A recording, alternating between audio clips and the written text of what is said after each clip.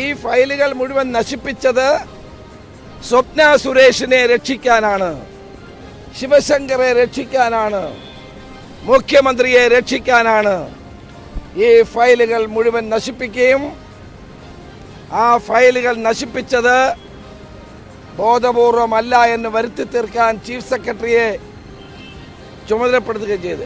Chief സെക്രട്ടറിയുടെ പേര് വിശ്വാസ് മേത്ത എന്നാണ്. ഇപ്പൊ അവിശ്വാസ് മേത്ത എന്നുള്ള നിലയിലാണ് അദ്ദേഹത്തെ ജനങ്ങൾ അറിയപ്പെടുന്നത്. പ്രോട്ടോകോൾ ഓഫീസ് അടയ്ക്കണം, അവിടെ തീപിടുത്തം ഉണ്ടാവണം എന്നുള്ളത് സർക്കാർ നേരത്തെ ആസൂത്രണം ചെയ്തതാണ്. ഗൗരവമേറിയിട്ടുള്ള ആസൂത്രണമാണ് നടന്നിട്ടുള്ളത്. ഈ പ്രോട്ടോകോൾ ഓഫീസിൽ ഉള്ള ഫയലുകളെ സംബന്ധിച്ച് ഇപ്പോൾ അവർ പറയുന്നു ഞങ്ങൾക്കൊന്നും കത്തിയിട്ടില്ല. ഒന്നും കത്തിയിട്ടില്ല. കത്തിയത് ഇന്ന ഫയലാണ്. അതെങ്ങനെ പറയാൻ സാധിക്കുന്നത്? സർക്കാരിന് ഒന്നും തന്നെ മറച്ചു വെക്കാനില്ല. എല്ലാം ജനങ്ങളുടെ മുമ്പിൽ ഞങ്ങൾ തുറന്നു വെച്ചിരിക്കുകയാണ്. ഇങ്ങനെ ബാലിശമായ വാദഗതികൾ ഉന്നയിച്ച് നിരാശയിൽ നിന്ന് തന്റെ അടികളിൽ ഉയർന്നു വരുന്ന പ്രതിഷേധങ്ങളിൽ നിന്ന് രക്ഷപ്പെടാൻ ഇത്തരത്തിലുള്ള വഴിവിട്ട നിലപാടുകൾ സ്വീകരിക്കരുത് എന്നാണ് പ്രതിപക്ഷത്തോട് ഞങ്ങൾക്ക് അഭ്യർത്ഥിക്കാനുള്ളത്. സെക്രട്ടേറിയറ്റിലെ തീപിടുത്തത്തെക്കുറിച്ച് അന്വേഷണം നടക്കുന്നുണ്ട്, പോലീസിൻ്റെതും ഉദ്യോഗസ്ഥ സമിതിയുടെയും. അന്വേഷണ ഫലമൊക്കെ ഏത് വിധത്തിലാണ് വരിക, അതൊക്കെ പിന്നീട് ആണ് വരിക. അതൊക്കെ എന്തായാലും തീപിടുത്തം പക്ഷേ ഇതിനകം തന്നെ നാട്ടിലെ ഏറ്റവും പ്രധാനപ്പെട്ട രാഷ്ട്രീയ വിഷയമായി മാറിയിട്ടുണ്ട്.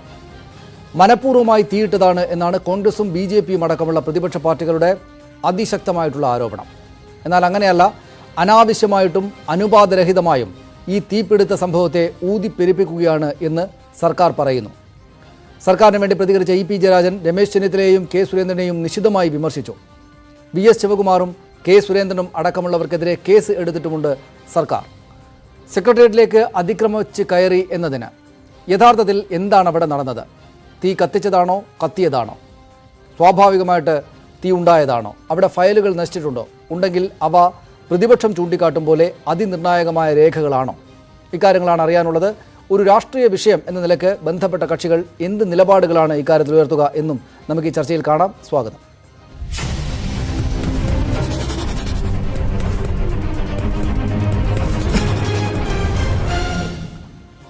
CPM നേതാവ് മുൻ MP ശ്രീ A സമ്പത്ത് നമ്മോടൊപ്പം തിരുവനന്തപുരത്ത് നിന്ന് ചേരുന്നു. ശ്രീ PK ഫിറോസ് മുസ്ലിം ലീഗ് നേതാവ്, അദ്ദേഹം കോഴിക്കോട് നിന്നാണ്. ശ്രീ PR ശിവശങ്കർ BJP നേതാവ് കൊച്ചിയിൽ നിന്ന് നമ്മോടൊപ്പം ഈ ചർച്ചയിൽ ചേരുന്നു. ആദ്യം ശ്രീ സമ്പത്ത്, ഇവിടെ ഗൗരവത്തോടെ ആസൂത്രണം ചെയ്ത് സർക്കാർ ഫയലുകൾ തീവെച്ച് നശിപ്പിച്ചതാണ് എന്ന് ആക്ഷേപമുയർത്തുന്നത് നിസ്സാരക്കാരല്ല. രണ്ട് പ്രധാനപ്പെട്ട പ്രതിപക്ഷ പാർട്ടികളുടെ സംസ്ഥാന അധ്യക്ഷന്മാരാണ്. അത് വകവെക്കുന്നില്ല എന്ന് മാത്രമല്ല, സർക്കാർ അവർക്കെതിരെ കേസും എടുത്തിരിക്കുകയാണ്. നിങ്ങൾ ഫയലുകൾ തീയിട്ട് നശിപ്പിച്ചു, അവർക്കെതിരെ കേസെടുത്ത് ഭീഷണിപ്പെടുത്തുകയും ചെയ്യുന്നു എന്നല്ലേ നാട്ടുകാർ ഇത് ശരിയല്ലല്ലോ എന്ന് വിചാരിക്കുകയില്ലേ?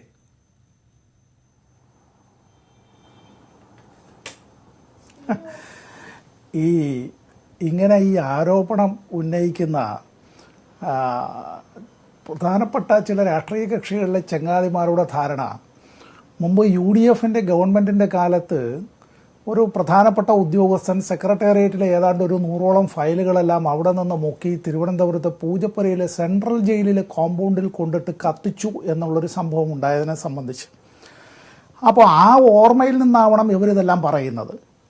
സെക്രട്ടേറിയറ്റിൽ ഉണ്ടായിട്ടുള്ള തീപിടുത്തം എന്നത് ഒരു ഷോർട്ട് സർക്യൂട്ടിൽ നിന്ന് അങ്ങനെ ഒരു തീപിടുത്തം ഉണ്ടായതിന് ഇപ്പോൾ ഇന്ന് ഒരു പത്രം, ഒരു പ്രധാനപ്പെട്ട പത്രം തലസ്ഥാനത്തിന് തീപിടിച്ചു എന്നാണ്.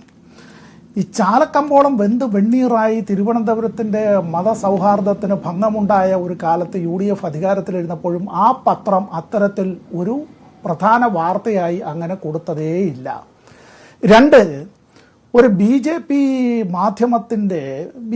മാധ്യമം എന്ന് തന്നെ പറയണമല്ലോ, അതിൽ വേറെ ഒരു തെറ്റും ഇല്ല. ഇപ്പോൾ ആ മാധ്യമത്തിൻ്റെ ഒരു തലവൻ്റെ മേലൊരു ഹാജരാകുന്നതിന് വേണ്ടി കസ്റ്റംസ് അങ്ങനെ ചോദ്യം ചെയ്യുന്നതിന് വേണ്ടി നോട്ടീസ് അയച്ചു. അങ്ങനെ വന്ന ഒരു വാർത്ത പോലും നമ്മുടെ പ്രധാനപ്പെട്ട മാധ്യമങ്ങളിൽ ഉണ്ടായില്ല. ഞാൻ ആരെയും കുറ്റം പറയുകയല്ല. ഇത്തരത്തിൽ ഏതെങ്കിലും മാധ്യമപ്രവർത്തകർ നമ്മുടെ സഹജീവികളാണ് എന്നുള്ളത് കൊണ്ട് ഈ ഒരു വാർത്ത മുക്കുന്നതിന് മറ്റു ചില വാർത്തകളെ തേടി പോവുകയാണ് എങ്കിൽ അത് അവരുടെ ഉചിതം പോലെ ചെയ്യട്ടെ. ഇവിടെ ഉണ്ടായിട്ടുള്ള ഈ ഒരു തീപിടുത്തത്തെ സംബന്ധിച്ച് ഉള്ള അന്വേഷണത്തിൻ്റെ അതിൻ്റെ ജനറൽ അഡ്മിനിസ്ട്രേഷൻ ഡിപ്പാർട്ട്മെൻറ്റിൻ്റേതായിട്ട് ചീഫ് സെക്രട്ടറിയുടേതായ ഒരു ഉത്തരവുണ്ട്. ഞാനത് മുഴുവൻ വായിക്കുന്നില്ല, മറ്റു ചങ്ങാതിമാർക്കും പറയാനുണ്ടാവും, അവരവരുടേതായിട്ടുള്ള ആ രാഷ്ട്രീയ അഭിപ്രായത്തിൽ തന്നെ നിൽക്കട്ടെ. ഞാനത് സ്വാഗതം ചെയ്യുന്നു, ബഹുമാനിക്കുകയും ചെയ്യുകയാണ്. ഈ ഒരു കമ്മിറ്റി നിയോഗിച്ച ആ കമ്മിറ്റി അന്വേഷിക്കുന്ന കാര്യങ്ങളിൽ തന്നെ ഒന്ന്, what is the probable cause of fire, രണ്ട്, വാട്ട് ആർ ദ ലോസസ്, മൂന്ന്, which are the physical files seen to be destroyed, നാല്, does prima facie evidence indicate any sabotage, അഞ്ച്, what are the steps to be taken to avoid such instances in future. ഇങ്ങനെ ഒരു കാര്യം മാത്രമല്ല, ADGP Shri Manoj Abraham IPSന്റെ നേതൃത്വത്തിൽ ഒരു പോലീസ് അന്വേഷണവും ഇക്കാര്യത്തെ സംബന്ധിച്ചുണ്ട്. ഇവിടെ തിരുവനന്തപുരത്ത് വാസ്തവത്തിൽ ഈ വരുന്ന ഒരു 2-3 ആഴ്ചക്കാലം COVID-19 വ്യാപനം ഭീകരമായി മാറും എന്ന് അത് ഗവൺമെന്റ് പറഞ്ഞതും ആരോഗ്യ പ്രവർത്തകർ പറഞ്ഞതും മാത്രമല്ല, മറ്റ് സോഴ്സുകളിൽ നിന്ന് ചില വർത്തമാന പത്രങ്ങളടക്കം അത്തരം കാര്യങ്ങളെ സംബന്ധിച്ച് മുന്നറിയിപ്പ് നൽകി. ഇതെല്ലാം കാറ്റിൽ പറത്തിക്കൊണ്ടാണ് സെക്രട്ടേറിയറ്റ് ആക്രമിക്കുക, ആയുധങ്ങളുമായി വരിക, അവിടെ അക്രമങ്ങൾ അഴിച്ചുവിടുക. ഇത് ഈ പറയുന്നൊരു കാര്യത്തിൽ തിരുവനന്തപുരം നഗരത്തെ ഓണക്കാലത്ത് വല്ലാത്ത സംഭ്രമത്തിലേക്ക്, ഭീതിയിലേക്ക് വലിച്ചിഴച്ച് കൊണ്ടുപോവുക എന്നുള്ളത്, അങ്ങാടിയിൽ തോറ്റതിന് അമ്മയോട് എന്നുള്ള നിലയിലേക്ക് ഇവിടെ UDF ശിഥിലമാകുന്നത് ഇക്കഴിഞ്ഞ നിയമസഭാ സമ്മേളനത്തിൽ കണ്ടതാണ് ജനങ്ങൾ. അതിൻ്റേതായിട്ടുള്ള പഴി. ഞാനിപ്പോൾ മറ്റു കൂടുതൽ കാര്യങ്ങളിലേക്കൊന്നും കടക്കുന്നില്ല. KPCC ഓഫീസിൽ നിന്ന് വളരെ ദൂരെ എങ്ങുമല്ല ഞാൻ താമസിക്കുന്ന സ്ഥലം. KPCC ഓഫീസിൽ ഈ അവിശ്വാസ പ്രമേയ ചർച്ചയെല്ലാം കഴിഞ്ഞ് പിരിഞ്ഞതിന് ശേഷം തൊട്ടടുത്ത ദിവസം അവിടെ കോൺഗ്രസ് നേതാക്കൾ പല ആളുകളും കൂടി അവിടെ ചർച്ച ചെയ്ത് പുറത്തിറങ്ങി പരസ്പരം അവരങ്ങോട്ടും ഇങ്ങോട്ടും വിളിച്ചതും അവർ പരസ്പരം വടികൂട് തടി വാങ്ങേണ്ടിയിരുന്നില്ല എന്ന് പറഞ്ഞതുമായിട്ടുള്ള ഒരുപാട് കാര്യങ്ങളുണ്ട്. ഉണ്ടായ ഒരു ജാള്യം, ആ ജാള്യം മറയ്ക്കുന്നതിന് വേണ്ടി ഇത്തരത്തിൽ ഒരു സംഭവത്തെ ദുരുപയോഗം ചെയ്യാനാണ് ശ്രമിക്കുന്നതെങ്കിൽ അതങ്ങനെ ആയിക്കോട്ടെ. പക്ഷേ മനുഷ്യരുടെ ജീവൻ വെച്ച് പന്താടരുത് എന്ന് മാത്രമാണ് എനിക്ക് പറയാനുള്ളത്. ശരി, ഞാൻ തിരിച്ചു വരാം ശ്രീ സമ്പത്ത് താങ്കളിലേക്ക്. ഈ ചർച്ചയുടെ അടുത്ത ഘട്ടത്തിലേക്ക് കടക്കുമ്പോൾ എനിക്ക് താങ്കളിലേക്ക് വരേണ്ടതുണ്ട്. ശ്രീ PK ഫിറോസ്, ഇവിടെ നിങ്ങൾ ഈ കാണുന്ന ശ്രീ PK ഫിറോസ്, നിങ്ങൾ ഈ കാണിക്കുന്ന ഗൗരവത്തിൽ എടുക്കേണ്ടുന്ന ഒരു സംഭവമല്ല ഇത് എന്ന അഭിപ്രായമാണ് EP ജയരാജൻ തൊട്ട് ഇപ്പോൾ ശ്രീ സമ്പത്ത് വരെ പ്രകടിപ്പിക്കുന്നത്. അതായത് രാഷ്ട്രീയമായിട്ട് ഉണ്ടായ ജാള്യത മറക്കാൻ ഇത്തരമൊരു നിസ്സാര സംഭവത്തെ പർവ്വതീകരിക്കുകയാണ് എന്നതാണ്. നിങ്ങൾ ഈ രാഷ്ട്രീയമായിട്ട് ഉപയോഗിക്കുകയാണോ ഈ സംഭവത്തെ?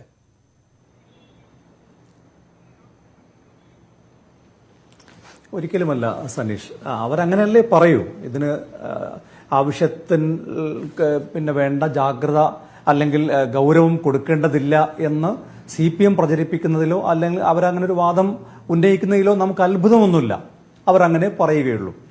ഇപ്പോൾ തന്നെ നോക്കൂ, സമ്പത്ത് ഇത്രയും നേരം സംസാരിച്ചപ്പോഴും അദ്ദേഹം നമ്മുടെ വിഷയത്തിലേക്ക് വന്നില്ല. നിയമസഭയിൽ എങ്ങനെയാണോ 3.25 മണിക്കൂർ ശ്രീ പിണറായി വിജയൻ സംസാരിച്ചത്, എന്നിട്ട് എന്ത് കാര്യത്തിനാണോ അദ്ദേഹം മറുപടി പറയാതെ ഒഴിഞ്ഞുപോയത്, അതുപോലെ തന്നെ ചോദ്യങ്ങളിൽ നിന്ന് ഒഴിഞ്ഞു പോകുക എന്നുള്ളതാണ് CPM ഇപ്പോഴും സ്വീകരിക്കുന്നത്. ഇപ്പോഴും അത് തന്നെയാണ് ഇവിടെയും സംഭവിച്ചത്. നമ്മൾ ഈ വിഷയമുണ്ടായപ്പോൾ CPM എങ്ങനെയാണ് ഇതിനോട് പ്രതികരിച്ചത്? അവർ പറയുന്നത് സെക്രട്ടേറിയറ്റിൽ ഇതിനു മുമ്പും പലതവണയും തീപിടുത്തം ഉണ്ടായില്ലേ, എന്തുകൊണ്ട് ഈ തീപിടുത്തം മാത്രം ചർച്ച ചെയ്യുന്നു? രണ്ടാമത് അവർ ചോദിക്കുന്നത്, ഇങ്ങനെ ചെയ്യുമോ നമ്മൾ ഈ കാലത്ത് നമ്മളങ്ങനെ തീ കൊടുത്ത് ശ്രീ പിണറായി വിജയന്റെ നേതൃത്വത്തിലുള്ള ഒരു സർക്കാർ തെളിവുകൾ നശിപ്പിക്കും എന്ന് പറഞ്ഞാൽ വിശ്വസിക്കാൻ കഴിയുമോ? ഈ ചോദ്യങ്ങളൊക്കെയാണ് അവർ ഉന്നയിക്കുന്നത്. ഇത്തരം ചോദ്യങ്ങൾ മുമ്പും അവർ ചോദിച്ചിട്ടുണ്ട്. നെയ്യാറ്റിൻകര ഇലക്ഷന്റെ തൊട്ട് തലേ ദിവസം TP ചന്ദ്രശേഖരനെ കൊലപ്പെടുത്തിയ സമയത്ത് അവർ ഉന്നയിച്ചൊരു ചോദ്യമായിരുന്നു, ഈ തെരഞ്ഞെടുപ്പിന്റെ സമയത്ത് ഇങ്ങനെ ചെയ്യുമോ? അങ്ങനെയുള്ള ഉപായങ്ങൾ കണ്ടുപിടിക്കാനും അത്തരങ്ങൾ ചോദ്യങ്ങൾ ചോദിക്കാനും ഒക്കെ അവർ എപ്പോഴും ശ്രമിക്കാറുണ്ട്. ഒരു കാര്യം പൊതുവിൽ എനിക്ക് പറയാനുള്ളത്, CPM ഇങ്ങനെയൊക്കെ ചെയ്യുമോ എന്ന ചോദ്യത്തിന് CPM ഇങ്ങനെയല്ല, ഇതിൽ കൂടുതൽ ചെയ്യും. TP ചന്ദ്രശേഖരനെ കൊല്ലാൻ പോകുമ്പോൾ ആ കാറിന്റെ ഇന്നോവ കാറിന്റെ പുറത്ത് മാഷാ അല്ലാ എന്ന് സ്റ്റിക്കർ ഒട്ടിക്കുന്നവർ ഇതല്ല ഇതിലപ്പുറം ചെയ്യും എന്നതാണ് പൊതുവിൽ CPMനെ കുറിച്ച് എനിക്ക് പറയാനുള്ളത്. ഇനി വിഷയത്തിലേക്കൊക്കെ വരാം. എന്താണ് ഇവിടെ സംഭവിക്കുന്നത്? എന്തുകൊണ്ടാണ് നമ്മൾ ഇതിനെ വളരെ ഗൗരവത്തിൽ കാണണം എന്ന് പറയുന്നത്? ഏത് ഓഫീസിലാണ് തീ പിടിച്ചത്? കഴിഞ്ഞ കുറേ നാളുകളായി സ്വർണ്ണക്കള്ളക്കടത്ത് കേസുമായി ബന്ധപ്പെട്ട് നമ്മൾ ചർച്ച ചെയ്തുകൊണ്ടിരിക്കുന്ന ഒരു ഓഫീസാണ് ഈ സ്റ്റേറ്റ് പ്രോട്ടോകോൾ ഓഫീസ്. ആ സ്റ്റേറ്റ് പ്രോട്ടോകോൾ ഓഫീസാണ് നയതന്ത്ര ബാഗേജിന്റെ അനുമതിയുമായി ബന്ധപ്പെട്ട് നമ്മൾ ചർച്ച ചെയ്തുകൊണ്ടിരിക്കുന്ന ഓഫീസ്. ആ ഓഫീസിൽ ആരൊക്കെയാണ് ജോലി ചെയ്തുകൊണ്ടിരിക്കുന്നത്? ഒന്ന് ജോയിന്റ് പ്രോട്ടോകോൾ ഓഫീസർ, അദ്ദേഹം ആരാണ്? ഷൈൻ ഹയക്ക്. അതുപോലെ തന്നെ state protocol officer Sunil Kumar, assistant protocol officer Harikrishnan. ഈ 3 പേരും ഈ സ്വർണ്ണക്കടത്തുമായി ബന്ധപ്പെട്ടും നയതന്ത്ര ബാഗേജുമായി ബന്ധപ്പെട്ടും മന്ത്രി ശ്രീ KT ജലീൽ വിശുദ്ധ ഗ്രന്ഥത്തിന്റെ മറവിൽ സ്വർണം കടത്തിയെന്ന് ആരോപിക്കപ്പെടുന്ന ബാഗേജുമായി ബന്ധപ്പെട്ടും NIA ചോദ്യം ചെയ്യുന്ന അല്ലെങ്കിൽ NIA മൊഴിയെടുത്ത ഓഫീസിൽ ജോലി ചെയ്യുന്ന 3 പേരുടെ ഒരു കേന്ദ്രമാണ് ഈ പറയുന്ന ഓഫീസ്. ആ ഓഫീസിലെ ഒരു അലമാരക്കാണ് തീ പിടിച്ചത്. അതിനകത്തുള്ള ഫയലുകൾ കത്തിയെന്ന് FIR-ൽ ഉൾപ്പെടെ രേഖപ്പെടുത്തിയിരിക്കുന്നു. അങ്ങനെ ഒരു ഓഫീസിന് തീ പിടിക്കുമ്പോൾ ആ ഓഫീസ് തീ പിടിച്ചതുമായി ബന്ധപ്പെട്ടൊരു സംശയം പ്രതിപക്ഷം ഉന്നയിച്ചാൽ അത് തെറ്റാണ് എന്ന് നമുക്ക് ആർക്കെങ്കിലും പറയാൻ സാധിക്കും? ആ ഓഫീസ് സന്ദർശിക്കാൻ വേണ്ടി പ്രതിപക്ഷ നേതാവ് പോകുമ്പോൾ ആ പ്രതിപക്ഷ നേതാവിനെ തടഞ്ഞു വെക്കുന്നു. സ്ഥലം MLA എന്ന് പറഞ്ഞാൽ ഈ സെക്രട്ടേറിയറ്റ് സ്ഥിതി ചെയ്യുന്ന മണ്ഡലത്തിലെ MLA VS ശിവകുമാർ അവിടെ ചെല്ലുമ്പോൾ അദ്ദേഹത്തെ തടയുന്നു എന്ന് മാത്രമല്ല അദ്ദേഹത്തിനെതിരെ കേസെടുക്കുന്നു എന്ന് പറഞ്ഞാൽ ഇവിടെ എന്തൊക്കെയോ നടക്കുന്നു, അവിടെ ഒളിപ്പിച്ചു വെക്കാൻ പലതുമുണ്ട്, മറച്ചു വെക്കാൻ പലതുമുണ്ട് എന്ന് കൃത്യമായി സംശയിക്കത്തക്ക രീതിയിലുള്ള സംഭവങ്ങളാണ് പുറത്തു വരുന്നത്. അതുകൊണ്ടാണ് വളരെ ഗൗരവത്തിൽ ഈ വിഷയത്തെ കാണണം എന്ന് ഞങ്ങൾ പറയുന്നു. ശരി, ഞാൻ തിരിച്ചു വരാം. ശ്രീ ശിവശങ്കർ, ഇവിടെ BJP-യും ഈ ഫയൽ നഷ്ടമായിട്ടുണ്ട്, തീപിടിച്ചിട്ടുണ്ട്, തീ പിടിപ്പിച്ചിട്ടുണ്ട് എന്ന ആക്ഷേപം, ആരോപണം ഉയർത്തിയിട്ടുണ്ട്. എന്ത് തെളിവുകൾ കൊണ്ടാണ് BJP അക്കാര്യം അങ്ങനെ പറയുന്നത്? BJP നേതാക്കൾ പെട്ടെന്ന് തന്നെ സംഭവ സ്ഥലത്തെത്തി എന്നതൊക്കെ അടക്കമുള്ള ഗൂഢാലോചനകൾ കൂടെ, അങ്ങനെ ഗൂഢാലോചന നടന്നിട്ടുണ്ടോ എന്ന കാര്യം കൂടെ പരിശോധിക്കണം എന്ന് കൂടെ പറയുന്നുണ്ട് നേതാക്കൾ, സർക്കാരിൻ്റെ ഭാഗത്ത് നിൽക്കുന്ന ആളുകൾ. അതിനുള്ള മറുപടി എന്താണ്?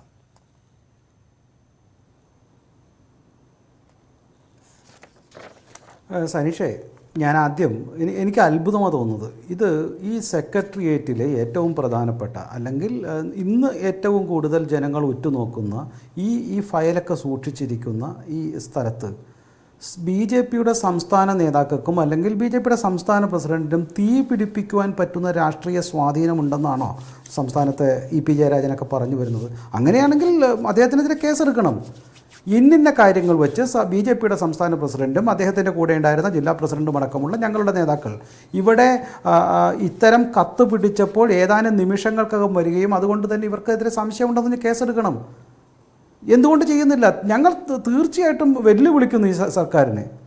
പക്ഷേ യഥാർത്ഥത്തിൽ സംസ്ഥാന സർക്കാരിനല്ലേ ഇതുകൊണ്ട് നേട്ടമുള്ളായിരുന്നത്. ഞാനവിടെ ഇദ്ദേഹം സൂചിപ്പിച്ചാരണം ബാക്കി കാര്യങ്ങളിലേക്ക് കിടക്കുന്നില്ല. പക്ഷേ ഒരൊറ്റ കാര്യം, ഇവിടെ ചിലവർ വിട്ടുപോയതോ മനഃപൂർവ്വം വിട്ടുകളഞ്ഞതോ, സംസ്ഥാനത്തെ കോവിഡ് പ്രശ്നം പ്രത്യേകിച്ച് തിരുവനന്തപുരത്ത് വളരെ കൂടുതൽ കോവിഡ് പകരുന്ന സാഹചര്യത്തിൽ പ്രത്യേകിച്ച് സെക്രട്ടേറിയറ്റിൽ ഈ ഫയലെല്ലാം സൂക്ഷിച്ചിരിക്കുന്ന സ്ഥലത്ത് പോലും 2 ദിവസമായി ഒരു വ്യക്തിക്ക്, അവിടുത്തെ ഒരു ജോലിക്കാരന് കോവിഡ് വന്നുവെന്നും അതുകൊണ്ട് ആ സെക്രട്ടേറിയറ്റിലേക്ക്, ആ പ്രത്യേക സ്ഥലത്തേക്ക് ആരും വരണ്ട എന്ന് പറയുകയും ചെയ്തിട്ട് ഒരു പത്രമാധ്യമങ്ങളിൽ വാർത്ത വന്നു. എന്നിട്ട് അവിടെ എങ്ങനെ നേരത്തെ പറഞ്ഞതുപോലെ ഹണി എന്നുള്ള അല്ലെങ്കിൽ മറ്റ് 2 ഈ കേസുമായി ബന്ധപ്പെട്ട് കുറച്ചൊക്കെ ഒരു പ്രശ്നമായി നിൽക്കുന്ന അല്ലെങ്കിൽ ഇതേ സ്വാധീനമുള്ള ഈ 2 പേർ മാത്രം എങ്ങനെ അവിടെ വരുന്നു? ഇതല്ലേ സംശയമുള്ളത്. അപ്പോൾ സംസ്ഥാന സർക്കാരിന് NIA എന്തൊക്കെ ഫയൽ ആവശ്യപ്പെട്ടു, അവിടെ ഇന്നലെ കത്തി മിനിറ്റുകൾക്കകം ഇന്നിന്ന ഫയൽ മാത്രമേ കത്തിയുള്ളൂ എന്ന് പറയുന്നു. അത് ഒരു ബന്ധവുമില്ലാത്ത ഒരു പ്രോട്ടോകോൾ ഓഫീസർ പറയുന്നു അത് ഫാനിൻ്റെ ഉള്ളിൽ നിന്നാണ് വരുന്നതെന്ന് പറയുന്നു. ഇദ്ദേഹത്തിന് ആരാ ഇതൊക്കെ ഏൽപ്പിച്ചത്? അപ്പോൾ കത്തി നിമിഷങ്ങൾക്കകം പത്രമാധ്യമങ്ങളോട് എന്തു പറയണമെന്ന് നേരത്തെ ചിട്ടപ്പെടുത്തിയതുപോലെ ഇവർ പറയുകയും ഇത്തരത്തിലുള്ള ഒരു പ്ലാനിങ് അതിൻ്റെ പുറകിലുണ്ട് എന്ന് സംശയിച്ചാൽ തെറ്റു പറയാൻ പറ്റുമോ? ഞാൻ ആദ്യമേ തന്നെ തുടങ്ങട്ടെ. എന്തുകൊണ്ട് ഇതൊരു ചെറിയ ഫയറാണെന്ന് വരിക്കൂ. സംസ്ഥാനത്തെ മുഴുവൻ ജനങ്ങൾക്കും അല്ലെങ്കിൽ എല്ലാ മാധ്യമങ്ങളും കോൺഗ്രസിൻ്റെയും BJP-യും പിന്തുണയൊന്നുമല്ലല്ലോ. അപ്പോൾ എല്ലാ മാധ്യമങ്ങളിലും ജനങ്ങൾക്കും എന്തുകൊണ്ട് ഈ തീപിടുത്തത്തിൽ ഇത്രയേറെ ഒരു വളരെ അസാധാരണമായ പ്രശ്നങ്ങൾ കാണുന്നു? ജനങ്ങൾ എന്തുകൊണ്ട് കാണുന്നു? ജനങ്ങളെല്ലാം ഇന്ന് TV-യുടെ മുന്നിലോ ചർച്ച മുഴുവനാണല്ലോ, സോഷ്യൽ മീഡിയയിൽ ചർച്ച ചെയ്ത് തന്നെയാണല്ലോ. അപ്പോൾ സംസ്ഥാനത്തെ ഭരണകൂടത്തിൻ്റെ ഈ പ്രവർത്തികളോട് കേരളത്തിലെ ജനങ്ങൾക്ക് സംശയമുണ്ടെന്നുള്ളതല്ലേ പ്രശ്നം? പിന്നെ പ്രധാനപ്പെട്ട പ്രശ്നം ഇത് ഇന്നലെ കത്തുന്നു എന്നുള്ളതാണ്. അതിനും മറ്റൊരു കാരണമുണ്ട്. കാരണം ഈ സംസ്ഥാന ഗവൺമെൻറ് ഏറ്റവും കൂടുതൽ ഒരു പ്രതിസ്ഥാനത്ത് നിൽക്കാൻ സാധ്യതയുള്ള പെരിയ കൊലപാതകത്തിൻ്റെ വിധി വരുന്നു. അത് ചർച്ച ചെയ്യപ്പെടേണ്ട ദിവസമായിരുന്നു ഇന്നലെ. കാരണം ഏതാണ്ട് 88 ലക്ഷം രൂപ മുടക്കി വലിയ സ്വാധീനമുള്ള അഡ്വക്കറ്റുമാരെ മുടക്കി നടത്തിയ വലിയ കോപ്രായങ്ങൾക്ക് പോലും ഹൈക്കോടതി വലിച്ചെറിഞ്ഞില്ലേ, എണ്ണി പറഞ്ഞില്ലേ സംസ്ഥാനത്തെ ഈ സർക്കാരിൻ്റെ തട്ടിപ്പും കൊലപാതകങ്ങളുടെയും വലിയ നീണ്ട കഥ. അപ്പോൾ ഇതെല്ലാം ചൂണ്ടിക്കാണിക്കുന്നത് ഒരു വെടിക്ക് 3 പക്ഷിയാണ്. ഒന്ന് പെരിയ കൊലപാതകത്തെക്കുറിച്ച് അന്വേഷിക്കുക, ഞാനൊന്ന് പറഞ്ഞു തീർന്നോട്ടെ. പെരിയ കൊലപാതകത്തെക്കുറിച്ച് അന്വേഷണം നടക്കാൻ അതിൻ്റെ ചർച്ച വന്നില്ല. 2, വേണ്ടപ്പെട്ട ഇതുകൾ കത്തിപ്പോയി. 3, ഈ അവിശ്വാസ പ്രമേയ ചർച്ചയിൽ സംസ്ഥാന സർക്കാരിൻ്റെ മുഖം നഷ്ടപ്പെട്ടു, അതിൻ്റെയും ചർച്ച മാറി, NIA കേസുകളും മാറി. ഇതാണ് വിജയം പറ്റിയത്. സംസ്ഥാന സർക്കാർ ഒരു വെടിയിലൂടെ 3 പക്ഷിയാണ് കൊന്നേക്കുന്നത്. ശരി, ഞാൻ തിരിച്ചു വരാം. ശ്രീ സമ്പത്ത്, ഇവിടെ ഇവർ രണ്ടുപേരും അവരുടെ വശങ്ങൾ ചൂണ്ടിക്കാണിച്ചല്ലോ. താങ്കൾ തുടക്കത്തിൽ മാധ്യമങ്ങളുടെ കാര്യവും പറഞ്ഞു. നോക്കൂ, ഇവിടെ പ്രോട്ടോകോൾ വിഭാഗം, പൊതുഭരണ വകുപ്പ്, ഇതൊക്കെ ഈ പറഞ്ഞ ഹണി എന്ന വ്യക്തിയുടെ പേര്, ഇതൊക്കെ ഈ സ്വർണ്ണക്കടത്ത് കേസുമായി ബന്ധപ്പെട്ട് ചർച്ചയിലുള്ള നേരത്തെ തന്നെ പരിചിതമായിട്ടുള്ള വാക്കുകളും ഒക്കെയാണല്ലോ. സ്വാഭാവികമായിട്ടും അവിടെ ഒരു തീപിടുത്തം ഉണ്ടാകുമ്പോൾ മാധ്യമങ്ങളുടെ ശ്രദ്ധ, പ്രതിപക്ഷത്തിലെ ഇത്തരം ആരോപണങ്ങൾ വളരെ സ്വാഭാവികമായിട്ടുള്ളതല്ലേ? ഇവിടെ താങ്കൾ ചൂണ്ടിക്കാണിച്ച പത്രത്തിൻ്റെ ഹെഡ്ലൈനെ കുറിച്ചൊന്നുമല്ല ഞാൻ പറയുന്നത്. പക്ഷേ മാധ്യമങ്ങൾക്കാണെങ്കിലും ഈ രാഷ്ട്രീയമായിട്ട് എതിർപക്ഷത്ത് നിൽക്കുന്ന ആളുകളാണെങ്കിലും ഇക്കാര്യത്തിൽ സവിശേഷമായ ശ്രദ്ധ കൊടുക്കാനുള്ള സംഭവ വികാസങ്ങളുടെ ഉണ്ട് എന്ന് നിഷേധിക്കാനാകുമോ? ഇവിടെ ഫയലുകൾ കത്തി നശിച്ചു എന്നത് അവിടെ ചെന്ന് പരിശോധിച്ച് പുറത്തിറങ്ങിയ രമേശ് ചെന്നിത്തല പ്രതിപക്ഷ നേതാവ് എന്ന ഔദ്യോഗിക പദവിയിൽ ഇരുന്നിട്ട് പറയുമ്പോൾ അതിനെ പൂർണ്ണമായിട്ട് തള്ളിക്കളയുക സാധ്യമാണോ? അതിന് മതിയായിട്ടുള്ള വിശദീകരണം വന്നുവോ സർക്കാരിൻ്റെ ഭാഗത്ത് നിന്ന്? ശ്രീ സമ്പത്ത്,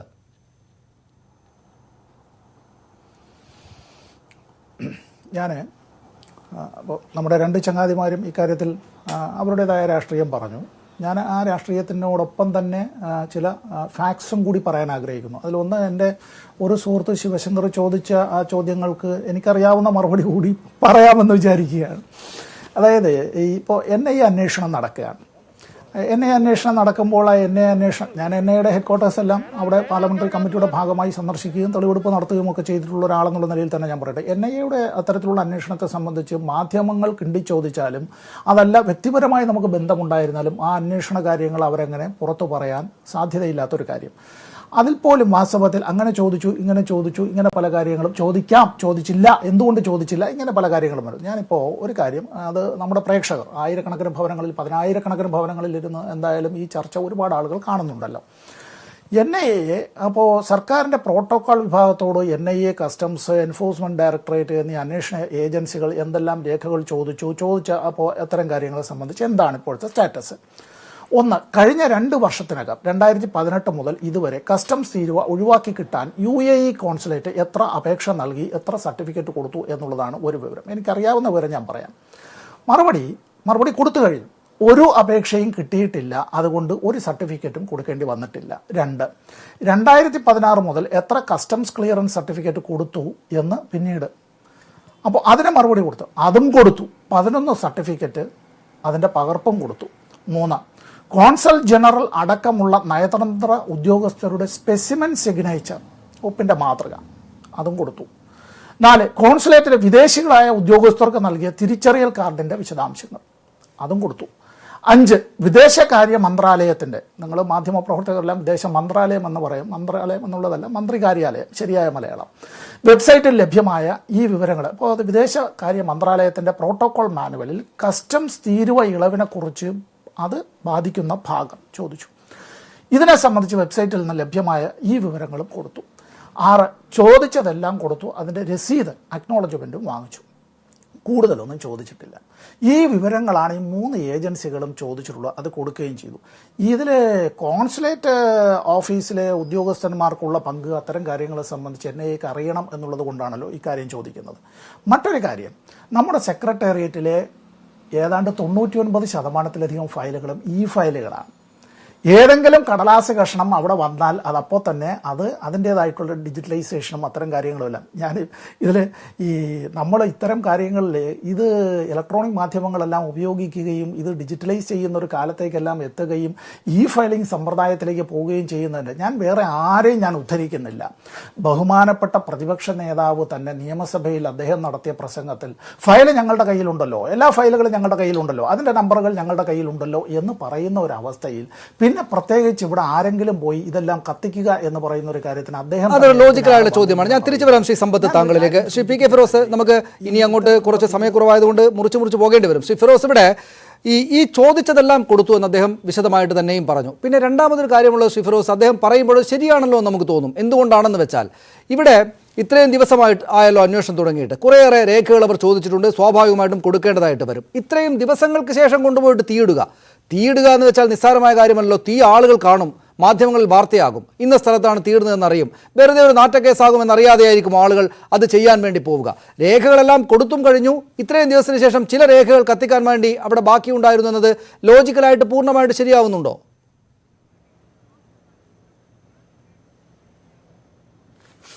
അതായത് ഇപ്പോൾ പ്രധാനമായിട്ട് രണ്ട് കാര്യങ്ങളാണ് അദ്ദേഹം ഇവിടെ പറഞ്ഞത്, അല്ലെങ്കിൽ സനീഷിൻ്റെയും വർത്തമാനത്തിൽ നിന്ന് എനിക്ക് മനസ്സിലായത്.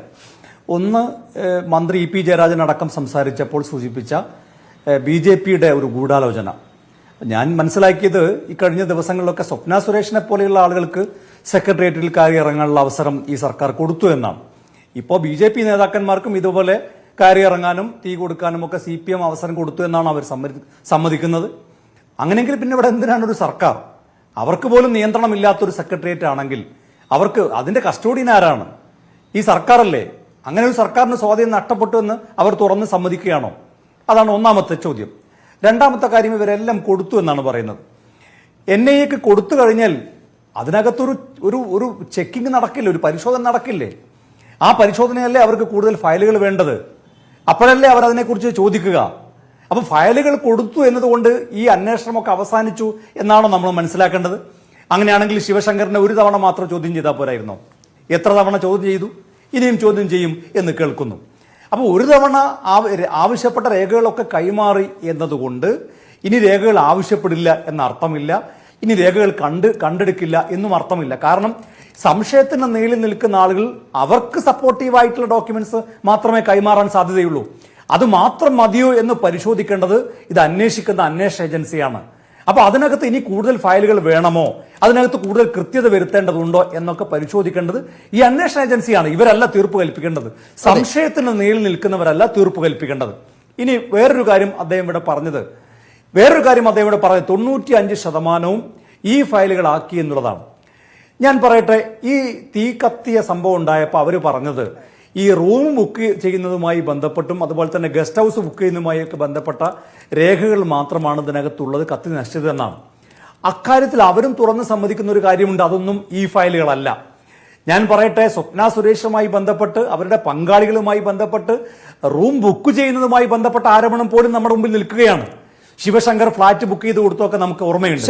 അപ്പൊ ഈ കക്ഷികൾ, ഈ പ്രതി ചേർക്കപ്പെട്ട ആളുകൾ സർക്കാർ ഗസ്റ്റ് ഹൗസിൽ എവിടെയൊക്കെ താമസിച്ചിട്ടുണ്ടോ, സർക്കാർ വാഹനങ്ങൾ അവർ ഉപയോഗിച്ചിട്ടുണ്ടോ, ഇതൊക്കെ പരിശോധിക്കേണ്ട ഘട്ടത്തിൽ നിൽക്കുന്ന ഒരു സന്ദർഭത്തിലാണ് സനീഷ് ഇത് കത്തിയിരിക്കുന്നത്. അതുകൊണ്ട് ഈ ഫയലുകളാണ് 95% ഈ ഫയലുകളാണ്, കത്തിപ്പോയാലും പ്രശ്നമില്ല എന്ന വാദങ്ങളൊന്നും നിലനിൽക്കുന്നതല്ല. ശരി, ആ ചോദ്യം ശ്രീ ശിവശങ്കർ ഞാൻ താങ്കളോടും ആവർത്തിക്കുകയാണ്. അതായത് ഇത്തരമൊരു ഘട്ടത്തിൽ തീ കൊടുത്താലൊക്കെ നാട്ടുകാർ അറിയുകയില്ലേ ഈ ഫയലിംഗ് ആണ് കുറേയേറെ ഉള്ളത്, അദ്ദേഹം ഇപ്പോൾ വിശദമായിട്ട് വായിക്കുകയും ചെയ്തു, ഇന്ന രേഖകളെല്ലാം കൊടുത്തു എന്ന്. അങ്ങനെ ഒരു സാഹചര്യത്തിൽ വീണ്ടും ഒരു ചീത്തപ്പേരുണ്ടാകാൻ വേണ്ടി അവരിങ്ങനെ ഒരു കാര്യം ചെയ്യുമോ?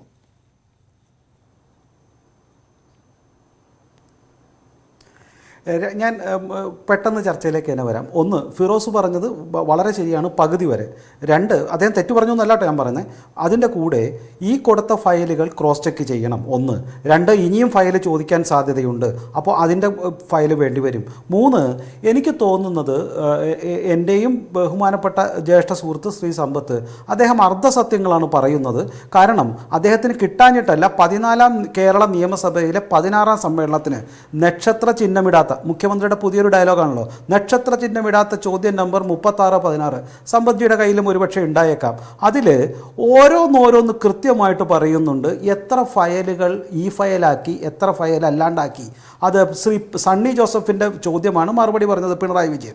ഞാനതിലേക്ക് മുഴുവൻ കിടക്കുന്നില്ല. അവസാനത്തെ 43, 44, 45, 42, 43, 45 റവന്യൂ 24,161 ഫയല് 12,733 മാത്രം തീർപ്പാക്കി. അതായത് ബാക്കി 11,432, 52%. വിജിലൻസ് 2,360 844 ആക്കിയിട്ടുള്ളൂ, 33%. അതേപോലെ ആഭ്യന്തര വകുപ്പിന്റെ 15,533 6,566 ഫയൽ തീർപ്പാക്കിയിട്ടുള്ളൂ, 8,000 ഫയൽ 42%. ഞാൻ നോക്കിയിട്ട് ഏതാണ്ട് 30% ഫയലുകൾ, ഞാൻ നിർത്തി, 30% കൂടുതൽ ഫയലുകളെ ഇവിടെ ഈ ഫയലാക്കിയിട്ടുള്ളൂ എന്നാണ് മുഖ്യമന്ത്രി 2019 അവസാന കാലഘട്ടത്തിൽ പറയുന്നത്. പിന്നെ കോവിഡും ബാക്കിയായിട്ടില്ല, എത്ര ഫയലാക്കിയിട്ടുണ്ടാവും? മാക്സിമം പോയ 50%, അപ്പോഴും 50% ബാക്കിയുണ്ട്. എന്നിട്ടാണ് ഇവർ പറയുന്നത് ഈ നിയമസഭയിൽ കൊടുത്ത ചോദ്യത്തിനും ഉത്തരത്തിനുമുള്ള മറുപടിയേക്കാൾ വലുത്. ഒരൊറ്റ കാര്യം കൂടി, അപ്പോൾ അങ്ങനെയാണെങ്കിൽ സംസ്ഥാന ഭരണകൂടം കാര്യമായി നുണ പറയുന്നുണ്ട്. 2, എനിക്ക് സമ്പത്ത് സാറെ എനിക്ക് നുണ അങ്ങോട്ട് പറയാതിരിക്കാൻ വയ്യ. എന്തുകൊണ്ട് ജനൻ ടി വിയുടെ ഡയറക്ടറെ അല്ലെങ്കിൽ എഡിറ്റർക്കെതിരെ താങ്കളുടെ കയ്യിൽ എന്തെങ്കിലും ഡോക്യുമെൻ്റ് ഉണ്ടെങ്കിൽ, ന്യൂസ് 18 വന്ന് ഞാൻ കണ്ടില്ല, അതല്ലെങ്കിൽ കൈരളിയിലെങ്കിലും കൊടുക്കാമായിരുന്നു. അദ്ദേഹത്തിന് അങ്ങനെ ഒരു ക്വസ്റ്റ്യൻ വന്നായിട്ട് അറിയില്ല. അതുകൊണ്ട് മാധ്യമങ്ങളും പൂഴ്ത്തിയതല്ല. യഥാർത്ഥത്തിൽ എന്താണ് നടക്കുന്നതെന്ന് ജനങ്ങൾക്കറിയാം. തീ പിടിച്ചത് ഫയലിനല്ല, ഈ സർക്കാരിനാണ്. സർക്കാരിൻ്റെ എന്തെങ്കിലും നന്മ ബാക്കിയുണ്ടെങ്കിൽ അതിനാണ്, ഈ മാന്യതയ്ക്കാണ്. ശരി, ഞാൻ തിരിച്ചു വരാം താങ്കളിലേക്ക്. ശ്രീ സമ്പത്ത്, ഞാൻ പെട്ടെന്ന് ഇടവേളയ്ക്ക് ശേഷം വരാം. താങ്കളൊന്ന് ആലോചിച്ച് കൃത്യമായിട്ടിരിക്കുമ്പോഴേക്ക് ചെറിയ ഇടവേള ഒഴിഞ്ഞ് ഞാൻ താങ്കളിലേക്കാണ് വരിക.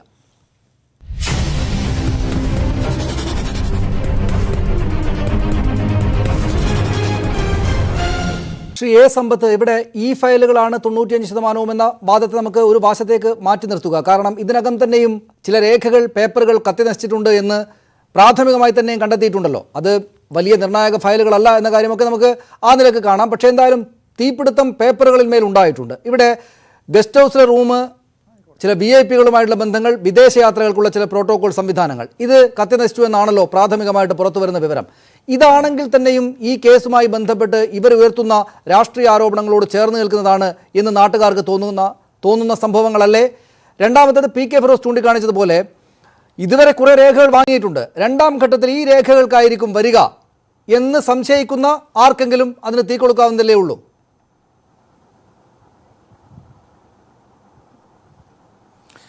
ഇതേ ഈ നമ്മൾ തന്നെ ഇങ്ങനെ ഇരുന്ന്, എൻ്റെ രണ്ടുപേരും ചങ്ങാതിമാരാണ്, നമ്മൾ തന്നെ ഇങ്ങനെ ഇരുന്ന് മാധ്യമ വിചാരണ നടത്തലും മാധ്യമാന്വേഷണം നടത്തലും സ്വാഭാവികമായ ഒരു ഇൻക്വിസിറ്റീവ് മൈൻഡ് എല്ലാവർക്കും മനുഷ്യർക്കുള്ളതാണ്. രാഷ്ട്രീയ ജീവികൾക്ക് അത് കൂടുതലുമായിരിക്കും. മാധ്യമ പ്രവർത്തകരെ സംബന്ധിച്ചിടത്തോളം നമ്മൾ അത്തരത്തിലൊരു ഇൻവെസ്റ്റിഗേറ്റീവ് ജേർണലിസം എല്ലാം നടത്തുന്നതും അത് നല്ലതുമാണ്.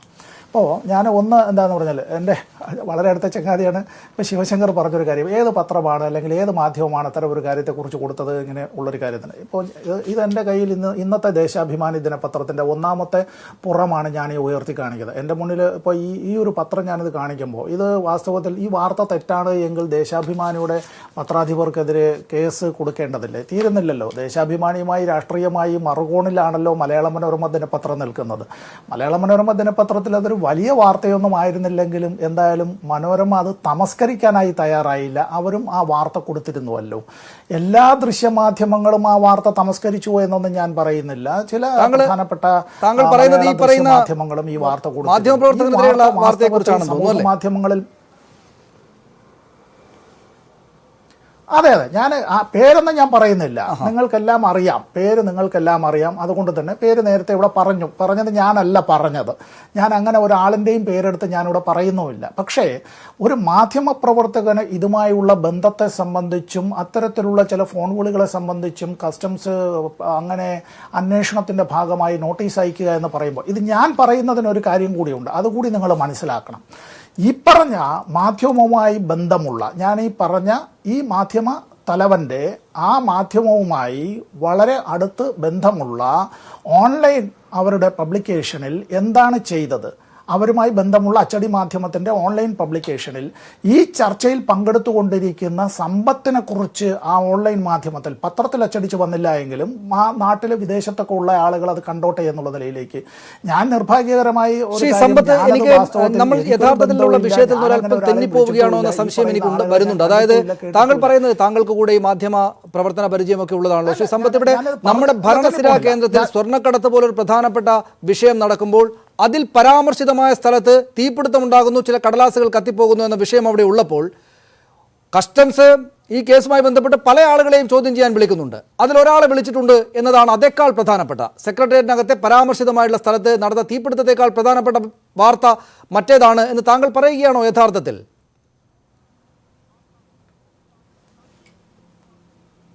അത് വളരെ പ്രധാനപ്പെട്ട ഒരു വാർത്തയാണ് എന്ന് ഞാൻ പറയുന്നതിൻ്റെ കാരണം, അദ്ദേഹം പറഞ്ഞു എന്ന് വാർത്തയിൽ വന്നിട്ടുള്ള കാര്യങ്ങൾ തന്നെയാണ് ഒരു ബഹുമാന്യനായ യൂണിയൻ സഹമന്ത്രി കൂടി പറഞ്ഞ ഒരു കാര്യം. ഈ നയതന്ത്ര ബാങ്കേജ് ആണ് എന്നും അല്ല എന്നും NIA പറയുന്നതും കസ്റ്റംസ് പറയുന്നതും ഒന്നും ഒരു ബന്ധപ്പെട്ട യൂണിയൻ കേന്ദ്രമന്ത്രി ഞാൻ പറയുന്നില്ല, ഭരണഘടനയിൽ കേന്ദ്രമെന്നില്ല, യൂണിയൻ എന്നുള്ളത് നമ്മളെല്ലാവരും കേന്ദ്രം എന്ന് പറയുന്നു എങ്കിൽ പോലും ഒരു യൂണിയൻ സഹമന്ത്രി പറഞ്ഞത് ഒരു കാര്യം കൂടി, ഞാൻ അധികം നേരെ ഒന്നും എടുക്കുകയല്ല. ഇത്തരത്തിലുള്ള തീപിടുത്തങ്ങളല്ലേ ഇപ്പോൾ ഇതിപ്പോൾ എന്താണെന്ന് പറഞ്ഞാൽ ഇതൊരു ഈ തലസ്ഥാനം കത്തിക്കുക എന്നുള്ളത് ഒരു പത്രത്തിന് കൂടി അത്തരത്തിൽ വല്ലാതെ മോഹം ഉദിച്ചു എന്നുള്ളത് ഇങ്ങനെ ഈ പൂച്ച ചാക്കിന് പുറത്തായി പോയതാണ്. ഞാൻ ഒറ്റ മിനിറ്റ് കൊണ്ടൊരു കാര്യം പറയാൻ ആഗ്രഹിക്കുകയാണ്. ഇത്തരത്തിലുള്ള തീപിടുത്തങ്ങൾ ഉണ്ടായിട്ടുള്ളതിൽ പ്രധാനമന്ത്രിയുടെ ഓഫീസ് സ്ഥിതി ചെയ്യുന്ന സൗത്ത് ബ്ലോക്കിൽ 2017 ഒക്ടോബർ മാസം 17 അവിടെ തീപിടുത്തമുണ്ടായ ഷോർട്ട് സർക്യൂട്ട് AC-യിൽ നിന്നായിരുന്നു എന്ന് PMOയുടെ വ്യാഖ്യാനം വന്നു. പ്രധാനപ്പെട്ട റെക്കോർഡുകൾ കത്തിനശിച്ചു എന്ന് പ്രധാനമന്ത്രിയുടെ ഓഫീസ് തന്നെ സമ്മതിച്ചു. ക്ഷമിക്കണം, കാരണം എന്താണെന്ന് വെച്ചാൽ ഒന്ന് ഈ ഓണക്കാലമൊക്കെ ആയതുകൊണ്ട് ഞങ്ങൾക്ക് പരസ്യ കൂടുതലുള്ള ഒരു സമയം കൂടെയാണ്. അതുകൊണ്ട് സമയം താങ്കളടക്കമുള്ള ആളുകൾക്ക് കുറവായിരിക്കും. അതുകൊണ്ടാണ് ഞാൻ ഇടപെട്ടത്. ഈ പറയുന്ന പ്രധാനമന്ത്രിയുടെ ഓഫീസ് തീപിടുത്തം അടക്കമുള്ളവ ഇതിനകം നമ്മുടെ മുന്നിലുണ്ട്, നേതാക്കൾ പറഞ്ഞു തന്നെ. എന്റെ ചോദ്യം പക്ഷേ ഇവിടെ ഈ പറയുന്ന ഗസ്റ്റ് ഹൗസിലെ റൂം ബുക്കിംഗുമായി ബന്ധപ്പെട്ട് വിദേശ യാത്രകളുമായിട്ട് ബന്ധപ്പെട്ടുള്ള രേഖകളിലേക്ക് വരുമ്പോൾ മാസങ്ങൾക്കുള്ളിലാണ് ഈ തീപിടുത്തം ഉണ്ടായത്. ശരി, താങ്കൾ അതാണ് പറയുന്നതെങ്കിൽ പറഞ്ഞോളൂ. പക്ഷെ ഞാൻ പറഞ്ഞത് ഇവിടെ ഈ പേപ്പർ ഇപ്പോഴും NIAക്ക് ആവശ്യപ്പെടാവുന്നതും ആവശ്യപ്പെട്ടാൽ പ്രധാനപ്പെട്ടതുമായ രേഖകൾ തന്നെയല്ലേ ഈ പറയുന്ന ഗസ്റ്റ് ഹൗസിലെ റൂം ബുക്കിംഗ് ആണെങ്കിലും വിദേശ യാത്രകളാണെങ്കിലും VIP ബന്ധങ്ങളെ കുറിച്ചുള്ളതാണെങ്കിലും? NIA ആവശ്യപ്പെടുന്ന ഏത് രേഖയും കൊടുക്കും NIAയുടെ. അതെ, നമ്മൾ അതിനകത്ത് എന്താ ഇത്ര സംശയം? ബഹുമാനപ്പെട്ട മുഖ്യമന്ത്രി തന്നെയാണ് പ്രധാനമന്ത്രിക്ക് നേരിട്ടാണ് കത്തെഴുതിയത്. അതിൻ്റെ അടിസ്ഥാനത്തിലാണ് NIAയുടെ അന്വേഷണം ഉണ്ടായിട്ടുള്ളത്. ഇപ്പോൾ ഗസ്റ്റ് ഹൗസുമായി ബന്ധപ്പെട്ടതോ മറ്റു കാര്യങ്ങളോ, ഗസ്റ്റ് ഹൗസിൽ ആര് താമസിച്ചു, ആർക്കാണ് അവിടെ അത്തരത്തിൽ പ്രോട്ടോകോൾ വിഭാഗത്തിൽ നിന്ന് ഏതാണ് ഉത്തരവിൻ്റെ നമ്പർ, ഇതെല്ലാം ബന്ധപ്പെട്ട ഗസ്റ്റ് ഹൗസിലും ഉണ്ട്. ഇത് നമുക്കും അറിയാവുന്ന കാര്യമാണ്. ഇനി ഇതെല്ലാം പോകുന്നത് ഇമെയിൽ സംവിധാനത്തിൽ കൂടിയാണ്. ഞാൻ പറഞ്ഞല്ലോ 95% ഏതാണ്ട് ഇപ്പോഴത്തെ ഇന്നത്തെ നില വെച്ച് ഏതാണ്ട് 99% ഇതെല്ലാം ഇപ്പോൾ ഈ പറഞ്ഞ ഇലക്ട്രോണിക് മാധ്യമങ്ങൾ ഉപയോഗിച്ചാണ്. ഈ ഫയലിംഗ് തന്നെയാണ്. അതുകൊണ്ടാണ് ഈ COVID-19 മഹാമാരിയുടെ കാലത്തും വ്യക്തിഗത ആനുകൂല്യങ്ങൾ പോലും അത്തരത്തിൽ പാവപ്പെട്ട ആളുകൾക്കും ആ ആനുകൂല്യം ലഭിക്കേണ്ടവർക്കുമെല്ലാം അവരുടെ അക്കൗണ്ടിലേക്ക് എത്തുന്നതും ആ പേരുകളും കാര്യങ്ങളും അവരുമായി ബന്ധപ്പെട്ട എല്ലാ കാര്യങ്ങളും നടക്കുന്നുണ്ടല്ലോ. എഴുതി ഒരു കടലാസ് എഴുതി അപ്പുറത്തേക്ക് കൊടുത്ത് അത് മറ്റൊരിടത്തേക്ക് പോയി, അങ്ങനെ അല്ലല്ലോ. ഓഫീസുകളിൽ 1/3 ജീവനക്കാർ മാത്രമായി ഫിസിക്കൽ ഡിസ്റ്റൻസ്, സാമൂഹ്യ അകലം എന്ന് വെച്ചോളൂ, അത് പാലിക്കാൻ വേണ്ടി അത്തരത്തിൽ പോലും അവർ ജോലി ചെയ്യുമ്പോൾ പല ആളുകളും അവരുടെ ഭവനങ്ങളിൽ ഇരുന്നു കൊണ്ടടക്കം ഈ ഇലക്ട്രോണിക് മാധ്യമങ്ങൾ ഉപയോഗിച്ചാണല്ലോ ജോലി ചെയ്യാൻ കഴിയുന്നത്. ഈ ഫയലിംഗ് സമ്പ്രദായം വന്നതുകൊണ്ടല്ലേ ഇങ്ങനെല്ലാം ചെയ്യാൻ കഴിയുന്നത്. തീപിടുത്തത്തെ സംബന്ധിച്ചാണ് എങ്കിൽ തീപിടുത്തങ്ങൾ ഉണ്ടായത് നമ്മൾ അത്തരത്തിൽ ഈ പറയുന്ന രാഷ്ട്രീയമായിട്ടാണ് പറയുന്നതെങ്കിൽ ഞാൻ ആ പറഞ്ഞ കാര്യം ഞങ്ങളാരും പറഞ്ഞില്ല. റഫേൽ ഡീലുമായി ബന്ധപ്പെട്ടതാണ് ഈ വിധത്തിൽ കത്തി നശിച്ചതെന്നുള്ളതിനെ സംബന്ധിച്ച് രാഷ്ട്രപതി ഭവനിൽ മാത്രം ഒരു 10 കൊല്ലക്കാലത്തിനിടയിൽ 85 തവണ ഫയർ ടെൻഡർ ചെല്ലേണ്ടതായിട്ട് വന്നിട്ടുണ്ട്. എനിക്ക് തന്നെ അറിയാം നോർത്ത് ബ്ലോക്കിൽ. പക്ഷേ അപ്പോൾ ഇവിടെ ഈ പ്രത്യേക സ്ഥലത്ത് തന്നെ തീ ഉണ്ടായതിൽ ഈ പ്രതിപക്ഷം ഉന്നയിക്കുന്ന ആരോപണങ്ങളോട് ആ സംശയം നമുക്ക് മറ്റുള്ളിടങ്ങളിൽ ഉണ്ടായിട്ടുണ്ട്, സ്വാഭാവികമാണ്, സാധാരണമാണെന്ന് പറഞ്ഞുകൊണ്ട് തീരുന്നതല്ല ഇവിടെ എന്നത് താങ്കൾക്കും അറിയാം എന്ന് ഞാൻ വിചാരിക്കുന്നു. ഞാൻ തിരിച്ചു വരാം. ശ്രീ ശിവശങ്കർ അദ്ദേഹം ആവർത്തിക്കുന്ന ഒരു കാര്യം, ഞാൻ തിരിച്ചു വരാം. ശ്രീ ശിവശങ്കർ അദ്ദേഹം ആവർത്തിക്കുന്ന ഒരു കാര്യം, ഈ പറയുന്ന മാധ്യമ തലപ്പത്തെ നിങ്ങളുടെ മായി ചേർന്ന് ബന്ധമുള്ള മാധ്യമ തലപ്പത്തെ ക്കുള്ള ഈ കസ്റ്റംസിൻ്റെ വരവിനെ കുറിച്ചാണ്, NIAയുടെയും കസ്റ്റംസിൻ്റെയും ഒക്കെ ചോദ്യം ചെയ്യാനുള്ള വരവിനെ കുറിച്ചാണ്. അതുമായി ബന്ധപ്പെട്ട് ഈ കാര്യങ്ങളിൽ നിന്ന് ശ്രദ്ധ തിരിക്കാനുള്ള ഒരു ഇടപെടലാണ് നിങ്ങൾ അതിദ്രുതം ഈ സംഭവം ഉണ്ടായ ഉടനെ നടത്തിയത് എന്നാണ്. അവിടെ കയറി തീയിട്ടു എന്ന ആക്ഷേപം എന്തായാലും ആ ഭാഗത്തു നിന്ന് വന്നിട്ടില്ല. പക്ഷേ അതിനകത്തൊരു ഗൂഢാലോചനയുണ്ട് എന്നവർ ആരോപിക്കുന്നു. ശ്രീ സമ്പത്ത് 2ാം തവണയും അത് ഉത്തരവാദിത്തോടെ പറയുകയാണ്. അതുകൊണ്ടാണ് ചോദ്യം.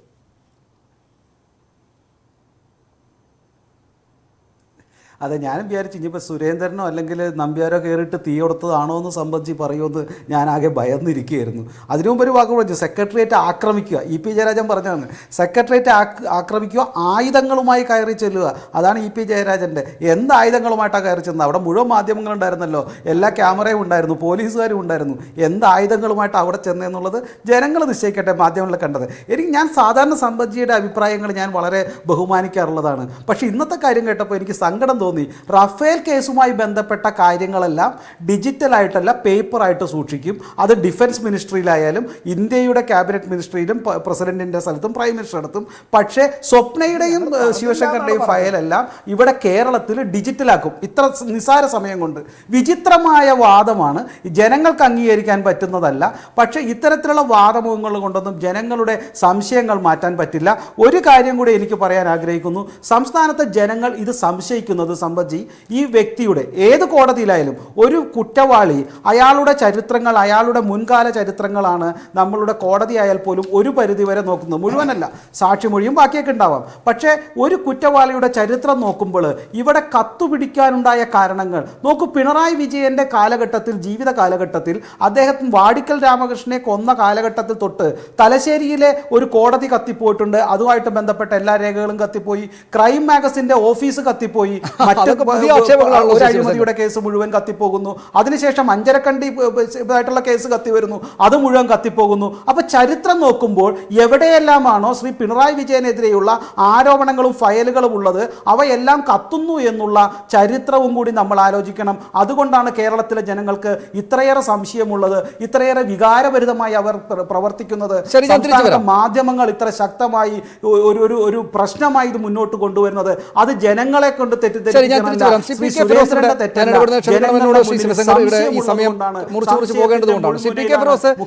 ഈ ചർച്ചക്കകത്ത് അതീവ കൗതുകമുള്ള ഒരു സംഭവമാണ് ശ്രീ ശിവശങ്കർ കൂട്ടിച്ചേർത്തിരിക്കുന്നത്. പിണറായി വിജയനുമായി ചേർത്ത് വെച്ച് അദ്ദേഹം എവിടെയൊക്കെ എന്തൊക്കെ കേസിൽ പെടുന്നുണ്ടോ ആ പേപ്പറുകളെല്ലാം കത്തുന്നുണ്ട്. താങ്കൾ കൂടെ അത് അംഗീകരിക്കുന്ന ഒരു വാദമാണോ അദ്ദേഹം വെച്ചത്? രണ്ടാമത്തെ കാര്യം, ഇവിടെ ഒരു ഇതുപോലത്തെ ഓഫീസിനകത്ത് ഇതുപോലത്തെ കാലത്ത് ഒരു ഫാനിനകത്ത് ഷോർട്ട് സർക്യൂട്ട് ഉണ്ടായി തീപിടുത്തം ഉണ്ടാവുക എന്ന് വെച്ചാൽ, ഇങ്ങോട്ട് മാറി എന്ന് ആലോചിച്ചാൽ അത് സ്വാഭാവികമായിട്ട് സംഭവിക്കാവുന്നതല്ലേ ഉള്ളൂ. നമ്മളിപ്പോൾ ഈ സംശയകരമായ സാഹചര്യങ്ങളൊക്കെ ഉള്ളതുകൊണ്ട് അങ്ങനെയും കാണാം എന്ന് വിചാരിക്കുന്നു എന്നല്ലാതെ നിശ്ചയമായിട്ടും സർക്കാരും അതുമായി ബന്ധപ്പെട്ട സംവിധാനങ്ങളും പറയുന്നത് പോലെ ഒരു ഷോർട്ട് സർക്യൂട്ട് കൊണ്ടുണ്ടായ തീപിടുത്തമാണ് അത് എന്നതിനെ പൂർണ്ണമായി തള്ളിക്കളയാനാകുന്ന വാദമാണോ അത്?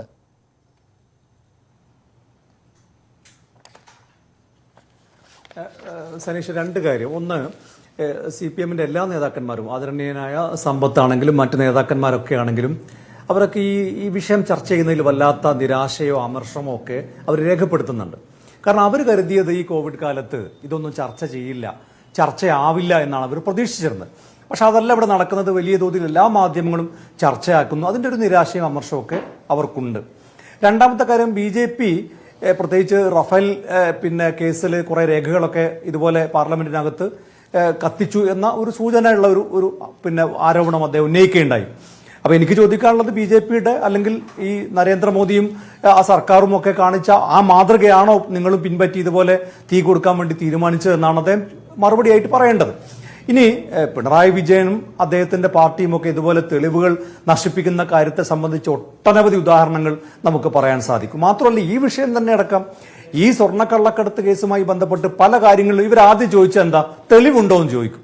അപ്പൊ നമ്മൾ തെളിവുകളായിട്ട് വന്നാൽ, അല്ലെങ്കിൽ മാധ്യമങ്ങൾ തെളിവുകളായിട്ട് വന്നാൽ അപ്പൊ പറയാതെ നമുക്ക് ബന്ധമൊന്നുമില്ല. അപ്പോൾ ഒരുപാട് കാര്യങ്ങൾ, സ്വപ്ന സുരേഷിന്റെ ജോലിയുടെ കാര്യത്തിൽ, അതുപോലെ കൺസൾട്ടൻസിയെ നിയമിച്ച കാര്യത്തിൽ, അതുപോലെ തന്നെ വിദേശത്ത് നിന്ന് വസ്തുക്കൾ കൊണ്ടുവന്ന കാര്യത്തിൽ, അങ്ങനെ ഒരുപാട് കാര്യങ്ങളിൽ തെളിവുണ്ടോ എന്ന് ചോദിച്ച് തെളിവുകളടക്കം പുറത്തു വന്നപ്പോൾ പിന്നെ അവർക്ക് ഇതിനകത്ത് ബന്ധമൊന്നുമില്ല, അതൊക്കെ അവരല്ലേ എന്ന് പറഞ്ഞ് ഒഴിഞ്ഞു മാറുന്ന ഒരു സ്ഥിതിയാണ് ഉണ്ടായത്. ഇക്കാര്യം മാത്രം, ഈ പ്രോട്ടോകോൾ ഓഫീസ് മാത്രം എടുക്കാം. ഈ പ്രോട്ടോകോൾ ഓഫീസിൽ ഇപ്പൊ സനീഷ് തന്നെ ചോദിച്ച പ്രധാനപ്പെട്ട രണ്ട് കാര്യമുണ്ട്. ഒന്ന്, ഗസ്റ്റ് ഹൗസ് ബുക്കിംഗുമായി ബന്ധപ്പെട്ട കാര്യം, രണ്ട്, വിദേശയാത്രയുമായി ബന്ധപ്പെട്ട കാര്യം. ഈ രണ്ട് കാര്യത്തിലും ഈ സർക്കാരിലെ പ്രധാനപ്പെട്ട പല വ്യക്തികളും സംശയത്തിന് നിഴലിൽ നിൽക്കുകയാണ്. ആ രേഖകൾ കത്തിപ്പോയാൽ തെളിവുകൾ നശിപ്പിക്കുന്ന കൂട്ടത്തിൽ അത് പെടില്ലേ? മറ്റൊരു കാര്യം, ഇതിന്റെ ഓഫീസ്, ഇപ്പൊ ഞാൻ ഒരു ഒറ്റ കാര്യം പറയാം. ഷൈൻ ഹെ ഹക്ക്, ഈ ഷൈൻ ഹെ ഹക്ക് ആരാണ്? അദ്ദേഹം ജോയിന്റ് പ്രോട്ടോകോൾ ഓഫീസറാണ്. അദ്ദേഹത്തിന് വേണ്ടി മാത്രം സൃഷ്ടിച്ച ഒരു തസ്തികയാണ്. ഇവിടെ നേരത്തെ ചീഫ് പ്രോട്ടോകോൾ ഓഫീസർ ഉണ്ടായിരുന്നു, അത് ചീഫ് സെക്രട്ടറിയാണ്. രണ്ടാമത് സ്റ്റേറ്റ് പ്രോട്ടോകോൾ ഓഫീസർ ഉണ്ട്, സുനിൽ കുമാർ. നേരത്തെ ഈ ഷൈൻ പി ഹക്കാണ് സ്റ്റേറ്റ് പ്രോട്ടോകോൾ ഓഫീസർ ആയത്. അദ്ദേഹത്തെ ഒരു ആരോപണം വന്നപ്പോൾ മാറ്റിയത് വേറെ ഏതെങ്കിലും പദവിയിലേക്കല്ല, ഇതിനേക്കാൾ ഉയർന്ന മറ്റൊരു പദവി, ഇതിലെ ചീഫ് സെക്രട്ടറിയുടെയും സ്റ്റേറ്റ് പ്രോട്ടോകോൾ ഓഫീസറുടെയും ഇടയിൽ ഒരു തസ്തിക ഇദ്ദേഹത്തിന് വേണ്ടി മാത്രം സൃഷ്ടിച്ചിട്ടാണ് ആ പദവി അവിടെ കൊടുത്തത്. ആ പദവിയിൽ അദ്ദേഹമാണ് ഈ കാര്യങ്ങൾക്കൊക്കെ അനുമതി കൊടുത്തു എന്നാണ് ഞങ്ങൾ സംശയിക്കുന്നത്, പ്രതിപക്ഷം സംശയിക്കുന്നത്. ശരി, അതിന് കാരണമുണ്ട്. കാരണം ഈ സ്വർണ്ണക്കള്ളക്കടത്ത് ആരോപണവുമായി ബന്ധപ്പെട്ട് ഈ ഒറ്റ കാര്യം കൂടി സനീഷ്, ഈ 2-3 മാസത്തിനിടയിൽ ഇദ്ദേഹത്തിന്റെ ഭാര്യയെ വഖഫ് ബോർഡിൽ മെമ്പറായി നിയമിച്ചു. ഈ ഷൈൻ പി ഹക്കിന്റെ ഭാര്യ VM രഹന, ഞാൻ ആധികാരികമായിട്ട് പറയാണ്, VM രഹനയെ സർക്കാരിന്റെ നോമിനിയായി വഖഫ് ബോർഡിൽ നിയമിച്ചു. ഏതാണ് വഖഫ് ബോർഡ്? മന്ത്രി KT ജലീലിന്റെ വകുപ്പാണ്. ആ വകുപ്പിൽ എന്തിനാണ് രഹനയെ വഖഫ് ബോർഡ് മെമ്പറായി നിയമിച്ചത്? ഉപകാരസ്മരണ എന്ന് പറയുന്നത് പോലെ ഇവരുടെ വേണ്ടപ്പെട്ട ആളുകളൊക്കെ ശരി, ഞാൻ തിരിച്ചു വരാം. ശ്രീ ശിവശങ്കർ, ഒരു ചോദ്യം കൂടിയുണ്ട് എനിക്ക് താങ്കളോട്. ഞാൻ ശ്രീ സമ്പത്ത് താങ്കളിലേക്ക് വരാം, മതിയായ സമയവും തരാം. ഇവരോട് ഒരു ചോദ്യം കൂടി ചോദിച്ച ശേഷം ശ്രീ ശിവശങ്കർ, ഇവിടെ 3 കേന്ദ്ര ഏജൻസികൾ എന്ന് വെച്ചാൽ അതീവ കരുത്തരായിട്ടുള്ള 3 അന്വേഷണ ഏജൻസികൾ അന്വേഷിക്കുന്ന കേസാണ്. ഈ വിഭാഗത്തിനകത്ത് ഇത്രയും ദിവസങ്ങൾക്ക് ശേഷം ആദ്യഘട്ടത്തിൽ രേഖകളെല്ലാം ചോദിച്ചതിന് ശേഷം 4-5 പേപ്പറുകൾ തീയിട്ടാൽ തീരുന്ന കേസാണോ ഇത്? ആരെങ്കിലും അതിന് മുതിരുമോ? 3 പ്രധാനപ്പെട്ട അന്വേഷണ ഏജൻസികൾ, കേന്ദ്ര ഏജൻസികൾ അന്വേഷിക്കുന്ന ഒരു സംഭവത്തിൽ 4 പേപ്പറുകൾ കത്തിച്ച് കളഞ്ഞാൽ തീരുന്ന കേസാണ് എന്ന് വിചാരിക്കുന്നുണ്ടെങ്കിൽ അവർ മണ്ടന്മാരായിരിക്കുകയില്ലേ? അങ്ങനെ ചെയ്യുമോ ആരെങ്കിലും?